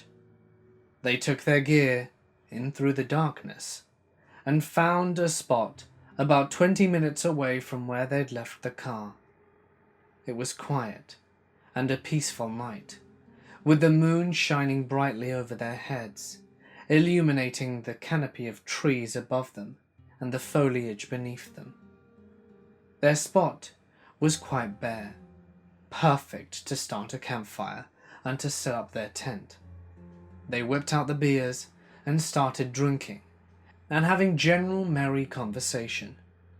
My father confided in Jack all the things that happened to deteriorate the relationship, and as a 20-year-old man, he was quite upset.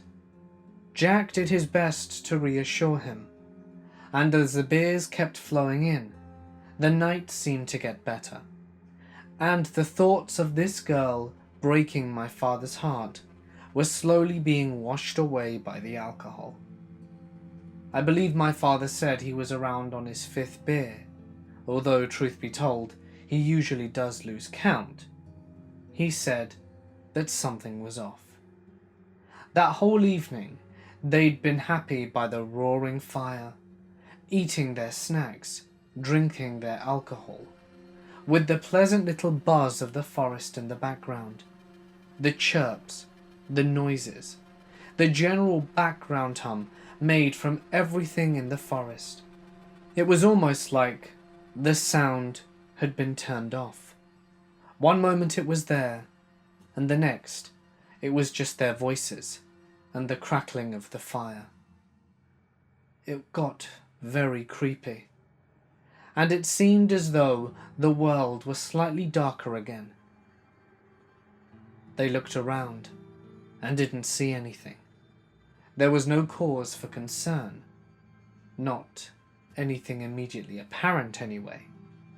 So they sat there, just seeing their surroundings. Like I said, the moonlight gave plenty of illumination, so they could very clearly see what was around them, but saw nothing. Why did all the sounds stop, they wondered.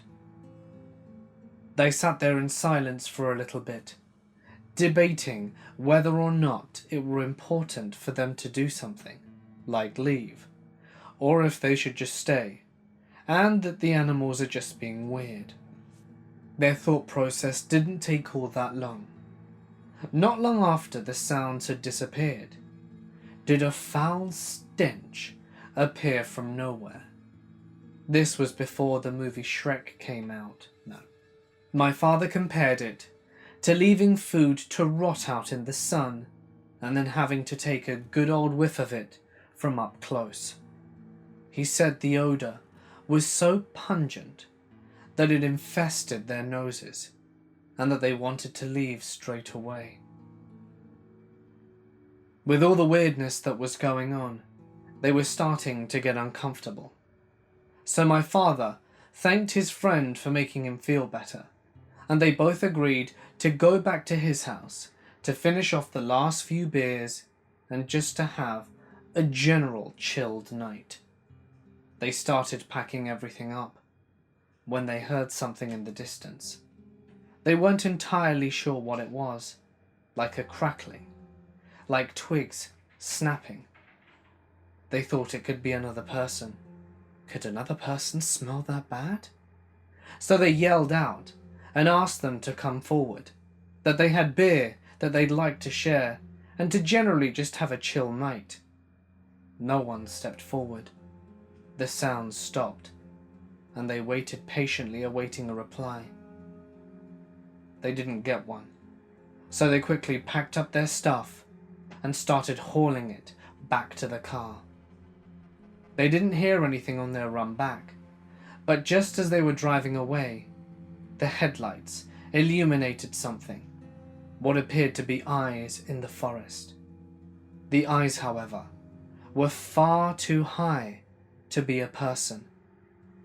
They could see the outline of some kind of creature, humanoid, standing anywhere between 6 to 8 feet high, immobile.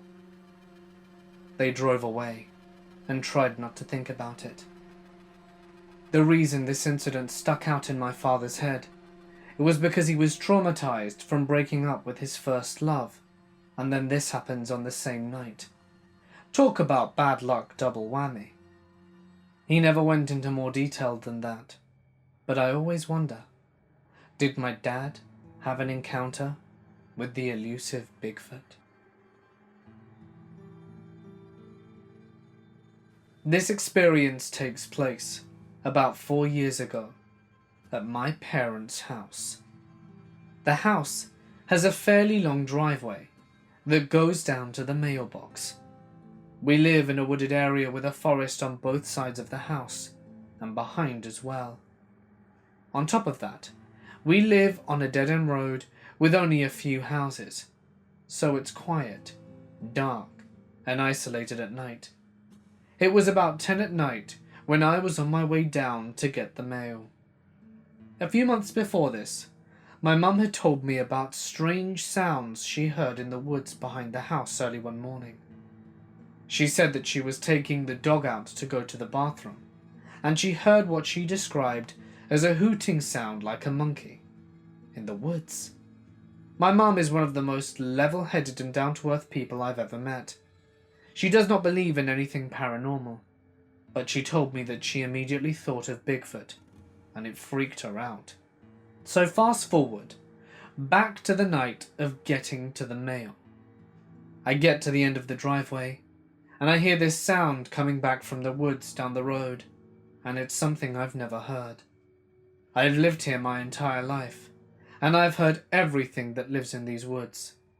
But this was something that I have no comparison for, except a howler monkey with a deep voice. It made a kind of ooh and ah sound, like it was hooting, that increased in volume and intensity with every hoot. It reminded me of the primate house at the zoo. I immediately thought of my mother's experience and hauled ass back towards the house. Right before heading inside, I paused again, listening to see if I could hear it, and I heard the same sound, in the woods, right in front of me about 20 feet in. I can't tell you how much of a chill went down my spine. Whatever it was had followed me through the woods without making a sound.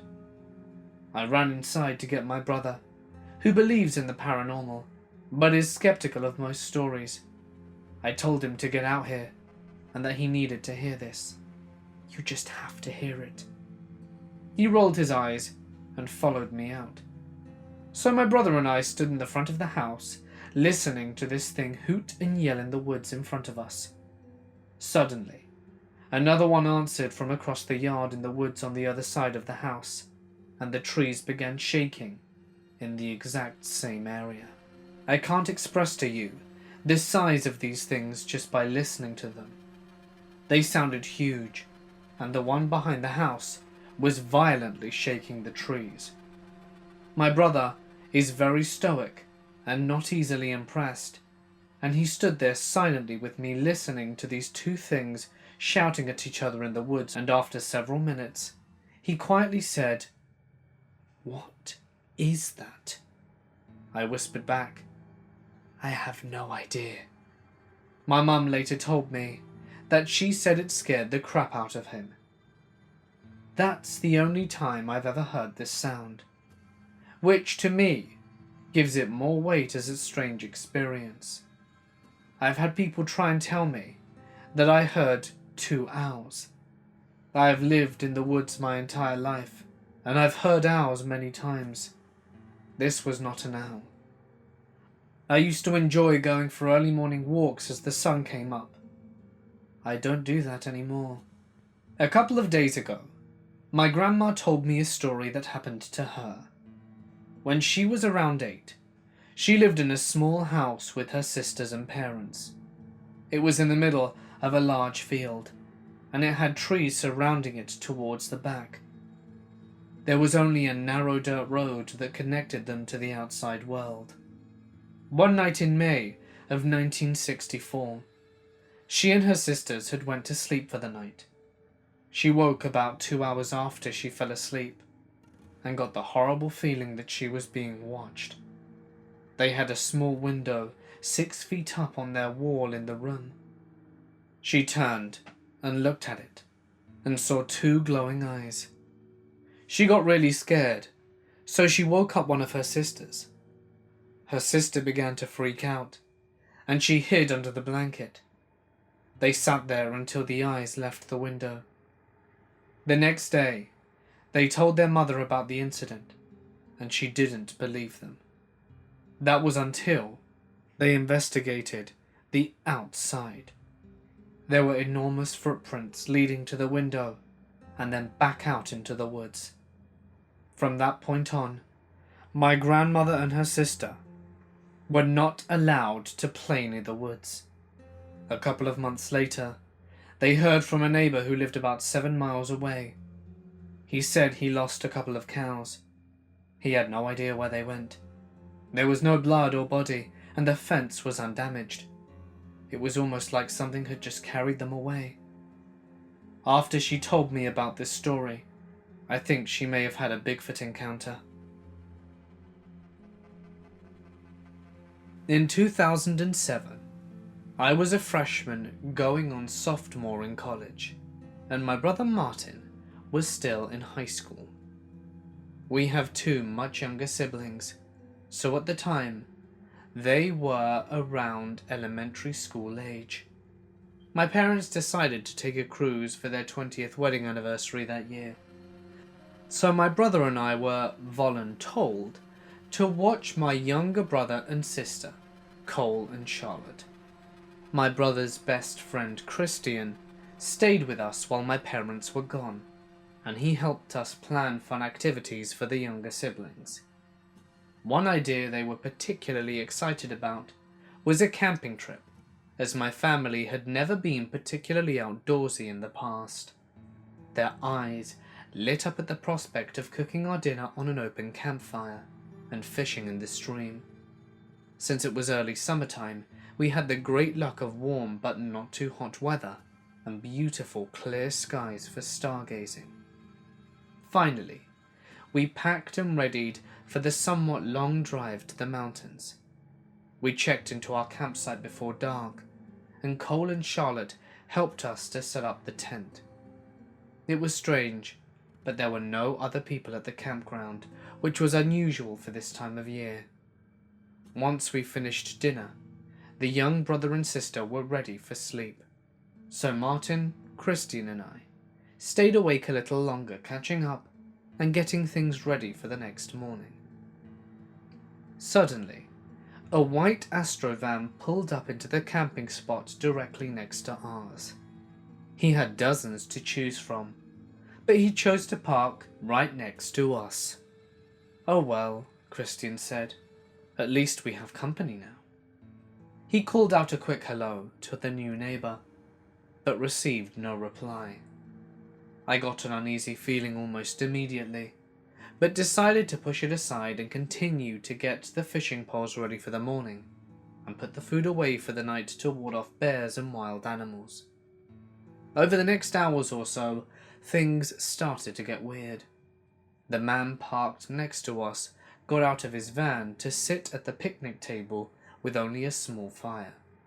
From our roaring fire, I could see that he was looking directly at us. However, his fire died out completely several minutes later, and he just continued to sit there. I could feel him staring, but I couldn't see his face anymore. He was just sitting there, breathing. Christian and Martin noticed that I was uneasy, and they picked up on how creepy the situation had started to become. Martin whispered, "Why is he breathing like that? I don't feel safe anymore." I told Christian and Martin that I was going to stay awake, because I didn't trust that guy. As soon as they moved from the fire into their tents, the man rose from the picnic table and started moving towards us. I called out hello and received no response from him. Finally, in a whim of panic, I demanded that we pack up and get home immediately. Christian and Martin got out of the tents and saw the figure of the man just standing there staring at us, breathing hard. We tried to stay quiet and calm as possible while we packed up most of our things and not to alarm Cole and Charlotte, finally throwing everything in the trunk. We drove away and didn't look back. Before leaving the site itself, I asked if we could go to the check-in area at the lodge to see what the hell was going on and see if they knew anything more. What was the guy's deal? But to my surprise, there was no one else registered at the camping site that evening. The story doesn't end there though. About 6 months later, I was in my sophomore year of school when a local hiker went missing in a county over from where we camped and where I went to college. She was doing something so normal, hiking with her dog. Sadly, she turned up several months later, murdered and found in a white Astro van. When the news finally released photos of the van and the man's face, I knew it was him. I got a phone call from my brother and his friend, and they recognized him too. We came to find out that it wasn't his first murder several years later, and he became known as the National Forest Serial Killer. I sincerely mean it when I say that I am incredibly cautious when I'm camping now because of this encounter. Thinking that it could have been us or my younger siblings still gives me nightmares to this day. We recently had a reunion, Christian, Martin and I, and we talked about what happened to us with more than 10 years gone.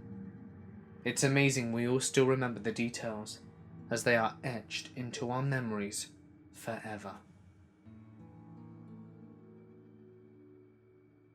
When I was a junior in college, I went camping with 4 friends in Bald Eagle State Park in Pennsylvania. We had reserved a campsite that was pretty remote, pretty deep in the park, way up on one of the mountains, not near any of the other campsites.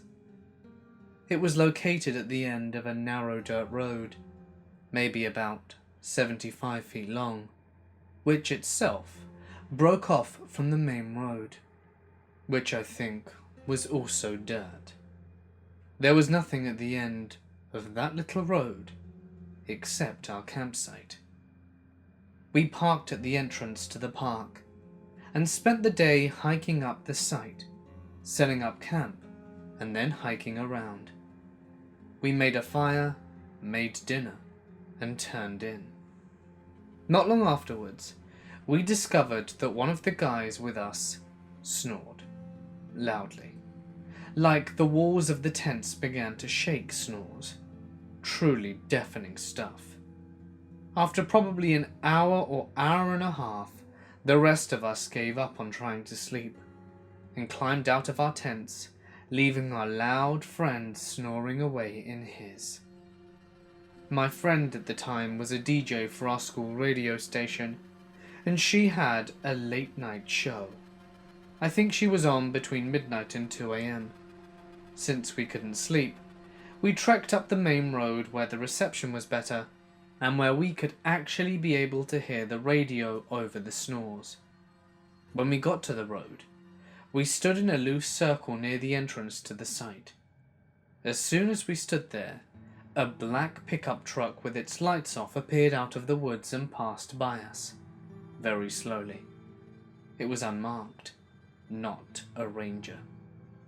We listened to the radio for maybe half an hour or 45 minutes after that, and even briefly called in to say hi. Finally though, we decided to head back to bed. One of the girls went off into the woods to take care of some things while I climbed back into the tent I shared with her and got into my bag. After a couple of minutes, I heard her move through the leaves towards the tent, coming from my right. At the same time, I also heard the unmistakable rumble of tires on the ground. I stood up and looked out of the little screen window of the tent. We hadn't bothered to put up the rainfly, as it was a perfectly clear night with a very bright moon, so I could see everything. I saw my friend come sprinting back to the tent and ducking behind it as the black truck pulled into our campsite, still with its headlights off, and just shut off its engine. Our friend is still snoring. I have a little knife in my tent, and I know my 2 other friends have at least one in theirs, but we have no other weapons, no guns, no bear spray, so we just watch. As I said, it was a clear night, and we can see the truck just fine. It's maybe 20 feet away from my tent, but I can't see who's in the truck, or how many people there are.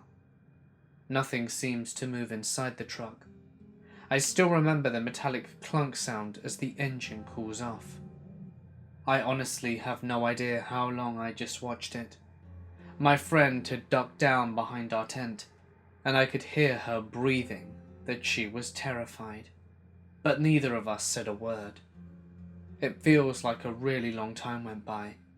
It had to have been at least 10 minutes, but could have been half hour or more. We just kept waiting for something to happen. Nothing did. Eventually the truck started again, and then backed up down the long, narrow dirt road. It never turned its headlights on. I heard it drive back in the direction it had originally come from, and that was it. My friend burst into the tent a second later. Now we're all talking. "Did you see that? Holy crap." But our friend is still asleep. Eventually we just went to bed. We packed up and headed out in the morning as we planned. And yes, we checked with the park. They did not own any black unmarked SUVs, nor did a ranger come to check on our site in the night. This happened a few years ago at my parents' house, in a small town in Wayne County. Anyone that knows the area knows some parts are very rural. Well, my parents live right in town, not far from the center of it, but in a weird spot. The town has only maybe 500 people in the town limits, and it's surrounded by farmland and forests. They live right near the railroad tracks and canal, and the backyard is pitch black at night because the street lights don't reach back there. The yard backs up to a walking trail and woods. It's actually pretty creepy back there after dark, even though it's 2 blocks from downtown. The night this story takes place, it was extremely dark. I think it was a new moon or a moonless night, and it was overcast to boot. Late summer or early fall, so it was pretty dry, no mud to capture any footprints. My parents, brother and I were talking in the living room, at the front of the house, the part of the house facing town and light. The house is kind of long and skinny, maybe 30 by 40 feet wide, but probably 120 to 150 feet long. As we're talking, the family dog stood up and looked around and started to growl really low. He was a yellow lab of about 90 pounds, half deaf and blind from diabetes. Overall, he was a really chill dog. He'd never barked at other dogs and very rarely barked at people. That's what made this so odd. His cackles went up and he started barking towards the back of the house. There were at least 2 closed doors before you even got to the room where the back door is. The dog is now like full-on berserk, barking at the closed door in the hallway. We opened it and followed him to see why he was going nuts. We get to the door to the back room and are now worried someone has broken in. But when we opened it, Marley shot straight to the back door, jumping and barking and snarling, making sounds I've never heard this big baby of a dog make.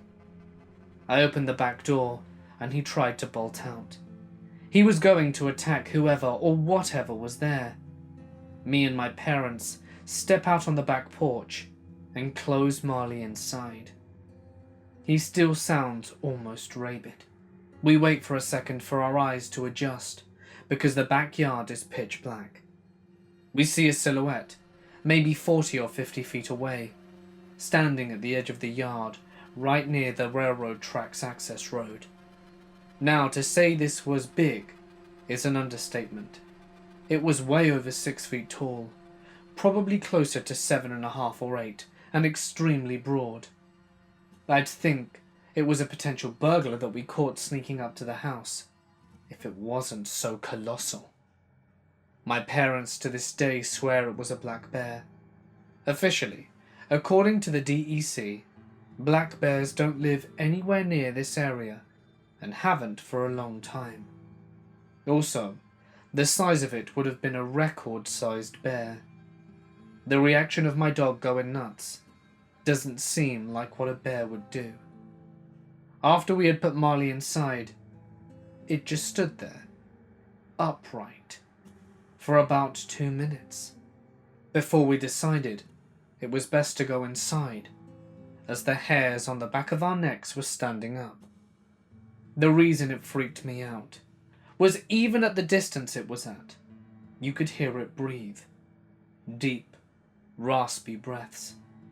It sounded like it was breathing right next to my ear. They were slow and steady, not like someone who was out of breath.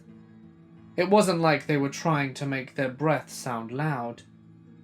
It just was. I immediately went to find a flashlight, but when I got back outside, whatever it was gone.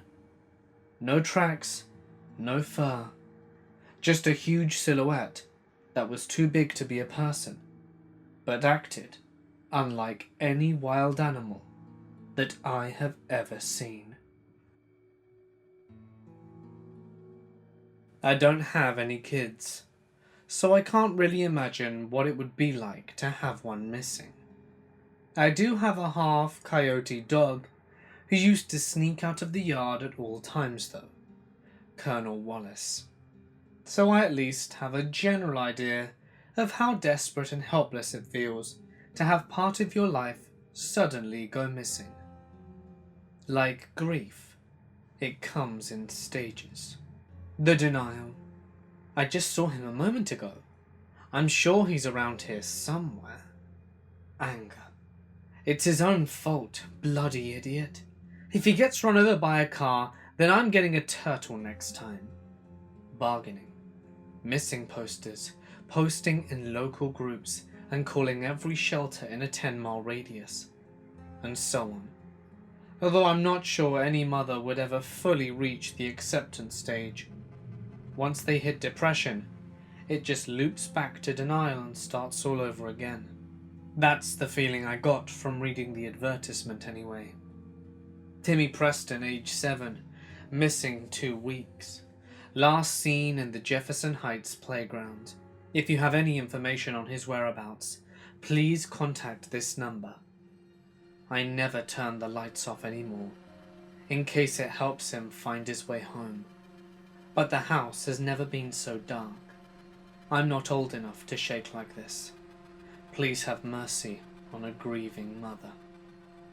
It was the first time I've ever seen a Facebook ad for a missing person, but I guess it makes sense now. They allow you to target specific locations, and Jefferson Heights is only a few blocks away from my apartment. Next time Colonel Wallace finds a new angle to dig through my bushes, I might have to try that too. Was I going to gather a mob and start combing through the city? No. There's too much tragedy in the world to chase down every single wrongdoing. But that message really stuck with me, and so did the kid's photograph. Bright blue eyes, a sweep of blonde hair, and a light drizzle of freckles. I took a screenshot on my phone just in case, then forgot all about it. Until the next day, and the day after that, and the one after that. I don't know how much money that lady was dumping into advertising, but that post never seemed to go away. Now there's a sobering thought. The only thing worse than losing a kid would be draining the rest of your resources trying to find someone who couldn't be found. I once read an article about a woman who mortgaged on her house to pay a private investigator to track down her daughter. The kid was never found, and the woman was driven to homelessness when she couldn't make the payments. I don't remember exactly what the quote was, but it was something like, "Do I regret it? Of course not. Getting me on the streets will make it easier for me to keep looking." Well, I didn't search for Timmy. Not conscientiously anyway. I began walking my dog a different route though. One that circled around Jefferson Heights and the surrounding neighborhoods. I didn't expect to see him, but that image was burnt into my mind enough that I'd notice if I did. I'd notice a blonde kid with freckles peeking out over a fence. I'd notice how quickly he disappeared and ran back into the house, like he was afraid of being caught. I stood staring, not quite believing what I saw. The screenshot on my phone. I called the number immediately, reporting what I found. The woman on the other line was hysterical. She thanked me a dozen times and said that was her ex-husband's house, although he ever denied seeing the boy. She told me she was going to call the police right away, and that I might want to get out of there if I didn't want to get involved. I'm not ashamed to say that I felt like the world's biggest hero for the rest of the day, at least until the evening news, when I saw that familiar picture flash once more. Timmy Preston, abducted from his legal guardian. The local news reported. I turned up the volume, half expecting to hear the woman thank me by name. Taken from his backyard this afternoon. I turned off the TV and just stared at the blank screen. I guess I'm still in the denial phase. This happened during the summer of 2012, when I was 15 and still an active member of a local Boy Scouts troop. I went camping, something my troop had frequently done. The camp we chose was for a full weekend. It was a nice forested area with taller grass. It also lacked other campers, and we saw no cars driving in or out throughout the time we spent there. Since we did not have to worry about other campers, our troop had a big campfire on Saturday night that went late into the night. Eventually, our campfire started to die out, prompting us to put it out and respectively hit the hay. Oddly for me, I was unable to sleep that night. I usually slept well on campouts, especially when I have the pleasure of using a tent alone, like I had done on this occasion. So I sat there in complete silence, listening to the various sounds around my tent. Eventually I found myself dozing off, until I heard something walk nearby our campsite. There was a very apparent rustling of grass that began to get closer and closer to the blob tents that our boys were sleeping in. After a solid minute of movement, the sound stopped right in front of a tent that was about 7 or so feet from mine. I then heard the rustling start up again and head off in the direction of the forest. I was paralyzed with fear. What could have made the sound? I thought about it for a few solid minutes and eventually decided it must have been an adult checking on us. Before I went to sleep, I looked out the tent little mesh window at my side and did not see anything out of the ordinary in our campsite. This sound went on a bit into the distance, but I did not record for how long, as I eventually fell asleep. I woke up later that night to the same sound of rustling, yet this time it was closer to our tent circle, as it was the first time I heard it. While I did not think about this too much, I silently listened to the sound to see where it was heading, and once again went to the same area it did the first time. Being curious, I peered through the tent window to see what was making the noise. My face turned white, and I couldn't move. My mind was still trying to register what was going on. I saw a large, black figure standing before the tent in the darkness, and it was clear it was not a scout, as the figure had no flashlight on it, and it was far too large to be any boy in our troop. Suddenly, the figure inched their hand to the tent door and began to slowly unzip it. After what felt like several minutes, the figure seemed to poke their head into the tent. Immediately after, a deafening scream came from that tent. I heard other tents being unzipped and saw lights being flashed at the one tent, as well as the black figure starting to run away from the tent. Within seconds, the figure was running out of view from the tree line. A few adults in the adult camp came to see the commotion.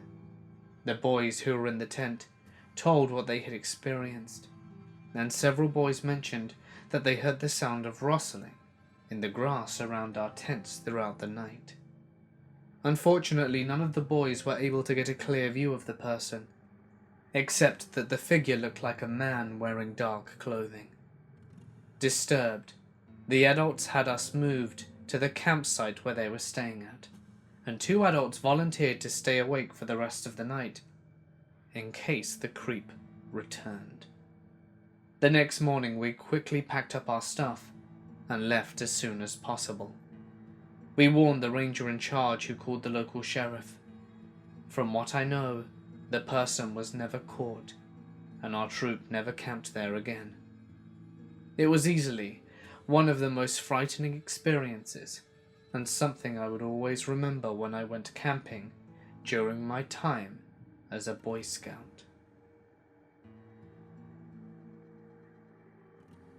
I'll preface this by saying my approach to paranormal things in life is to be open-minded until proven otherwise. So for full disclosure, I do believe in almost everything paranormal, but I've never actually seen anything worth noting myself, other than when maybe we saw a Bigfoot in Oregon back in 2012. But I was pretty far away, and it could have just been a distant bear or even a tree. Anyway, I am a single dad.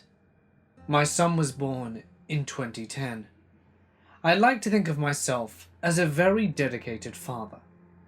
He is by far and always the best thing in my life ever, and as such, where he's involved, my memories are usually clear and more profound. Since the first time he ever slept in a bed with me, I can recall odd things happening during sleep, and it's every time that he sleeps in bed with me. Noises, blurry visions, and I wake up from such noises. A window or a door open that I knew was closed, a nightlight unplugged and on the floor, stuff like that. Well, yesterday, he was sick, and I let him sleep with me in my bed last night. I recently switched to overnight shifts at work, so when I'm off now, I've become a very light sleeper during normal sleep hours. The last thing I remember before dozing off was that my son had kicked off his blankets. He prefers to sleep that way, and I think this detail may be important, and that his pillow had kind of shifted towards the headboard, and his head wasn't on the pillow at all. This morning, a little before 4, I awoke to a noise. Only this time, I actually saw something. As I sat up, I noticed my bedroom door is open, and I never leave it open. As I'm noticing this, my focus becomes clearer, and I swear that along the door frame I can see 4 very long fingers. Not claws, fingers. As I moved to get out of bed, the hand moved away, and I see what I can only describe as a fleeing tail.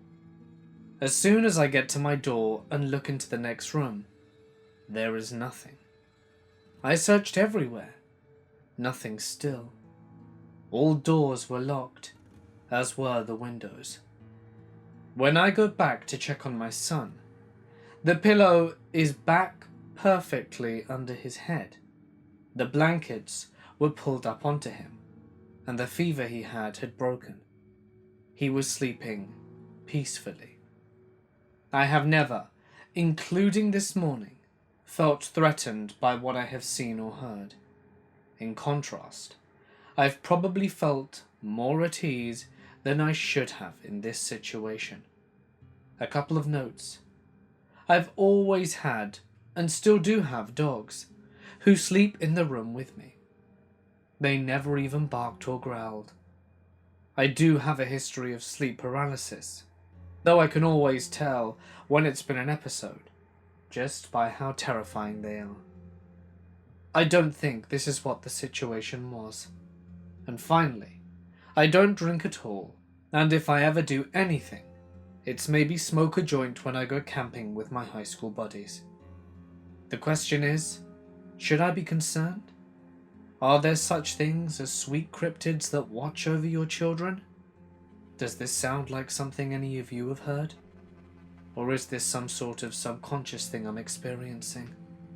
Any information would be valued.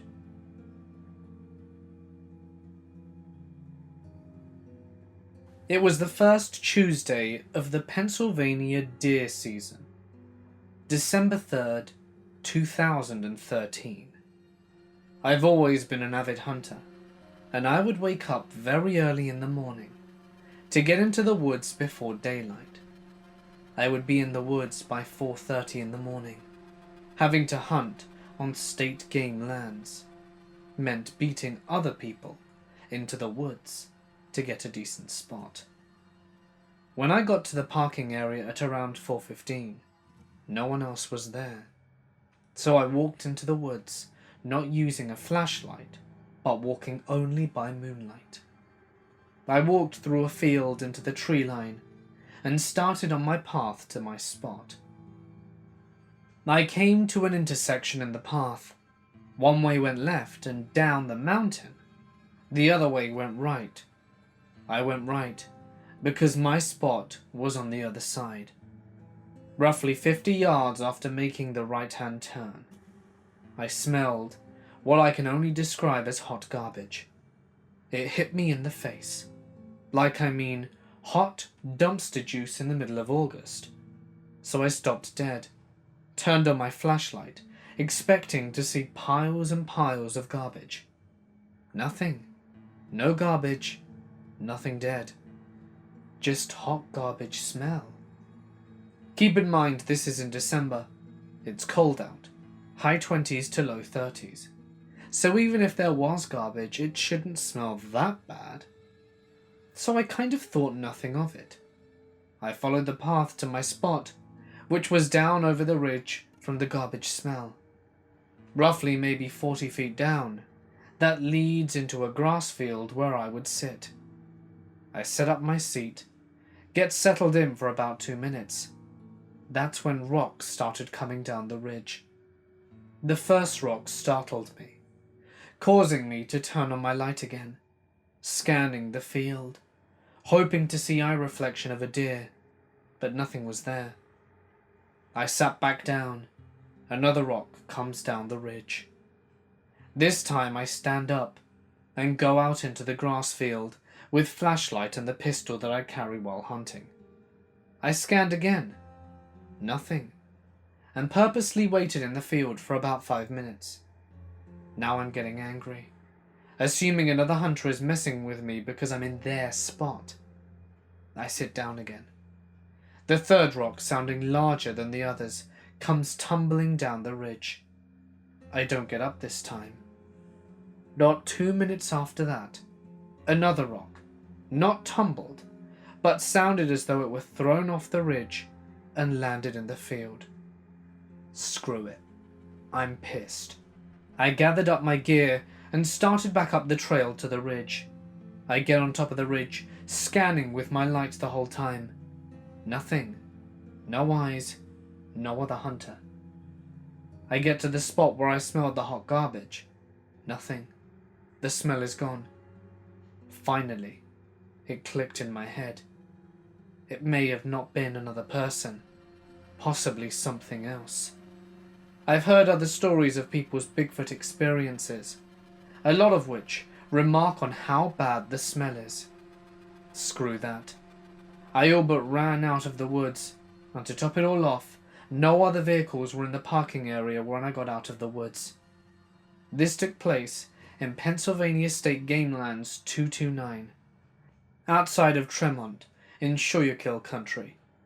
I later come to find out that a co-worker of mine had actually seen a bipedal cross in front of his car within 2 miles of my location, so maybe they're real. I don't know. But I definitely had an experience that I will not forget.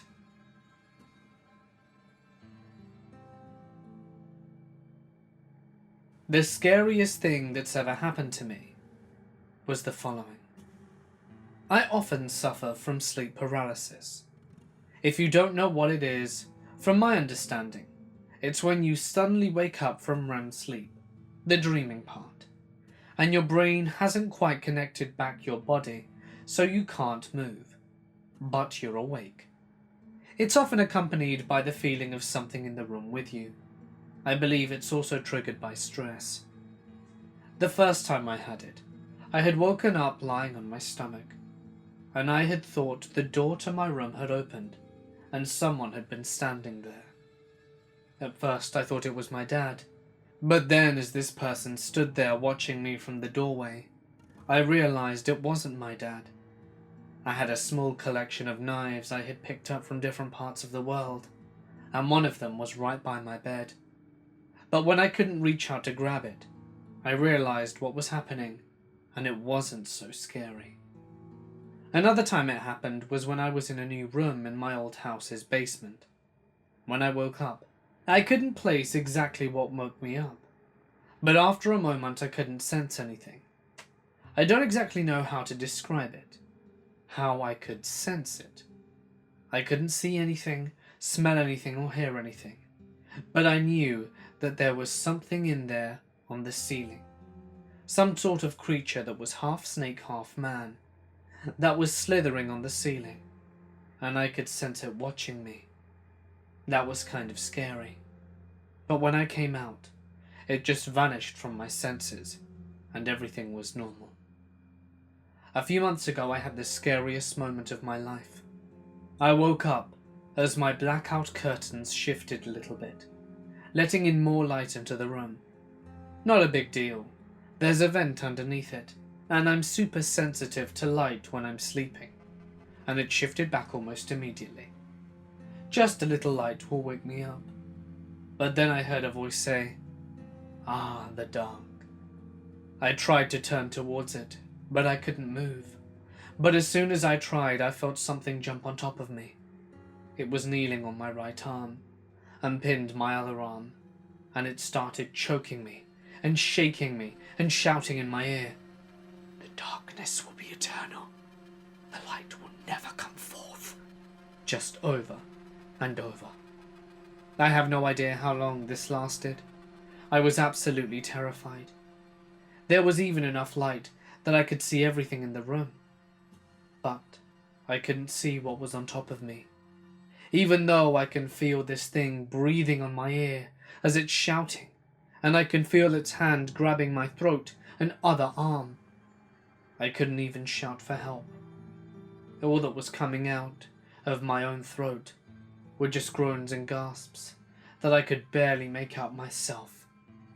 I was trying to call for help, hoping to God that one of my roommates could hear me.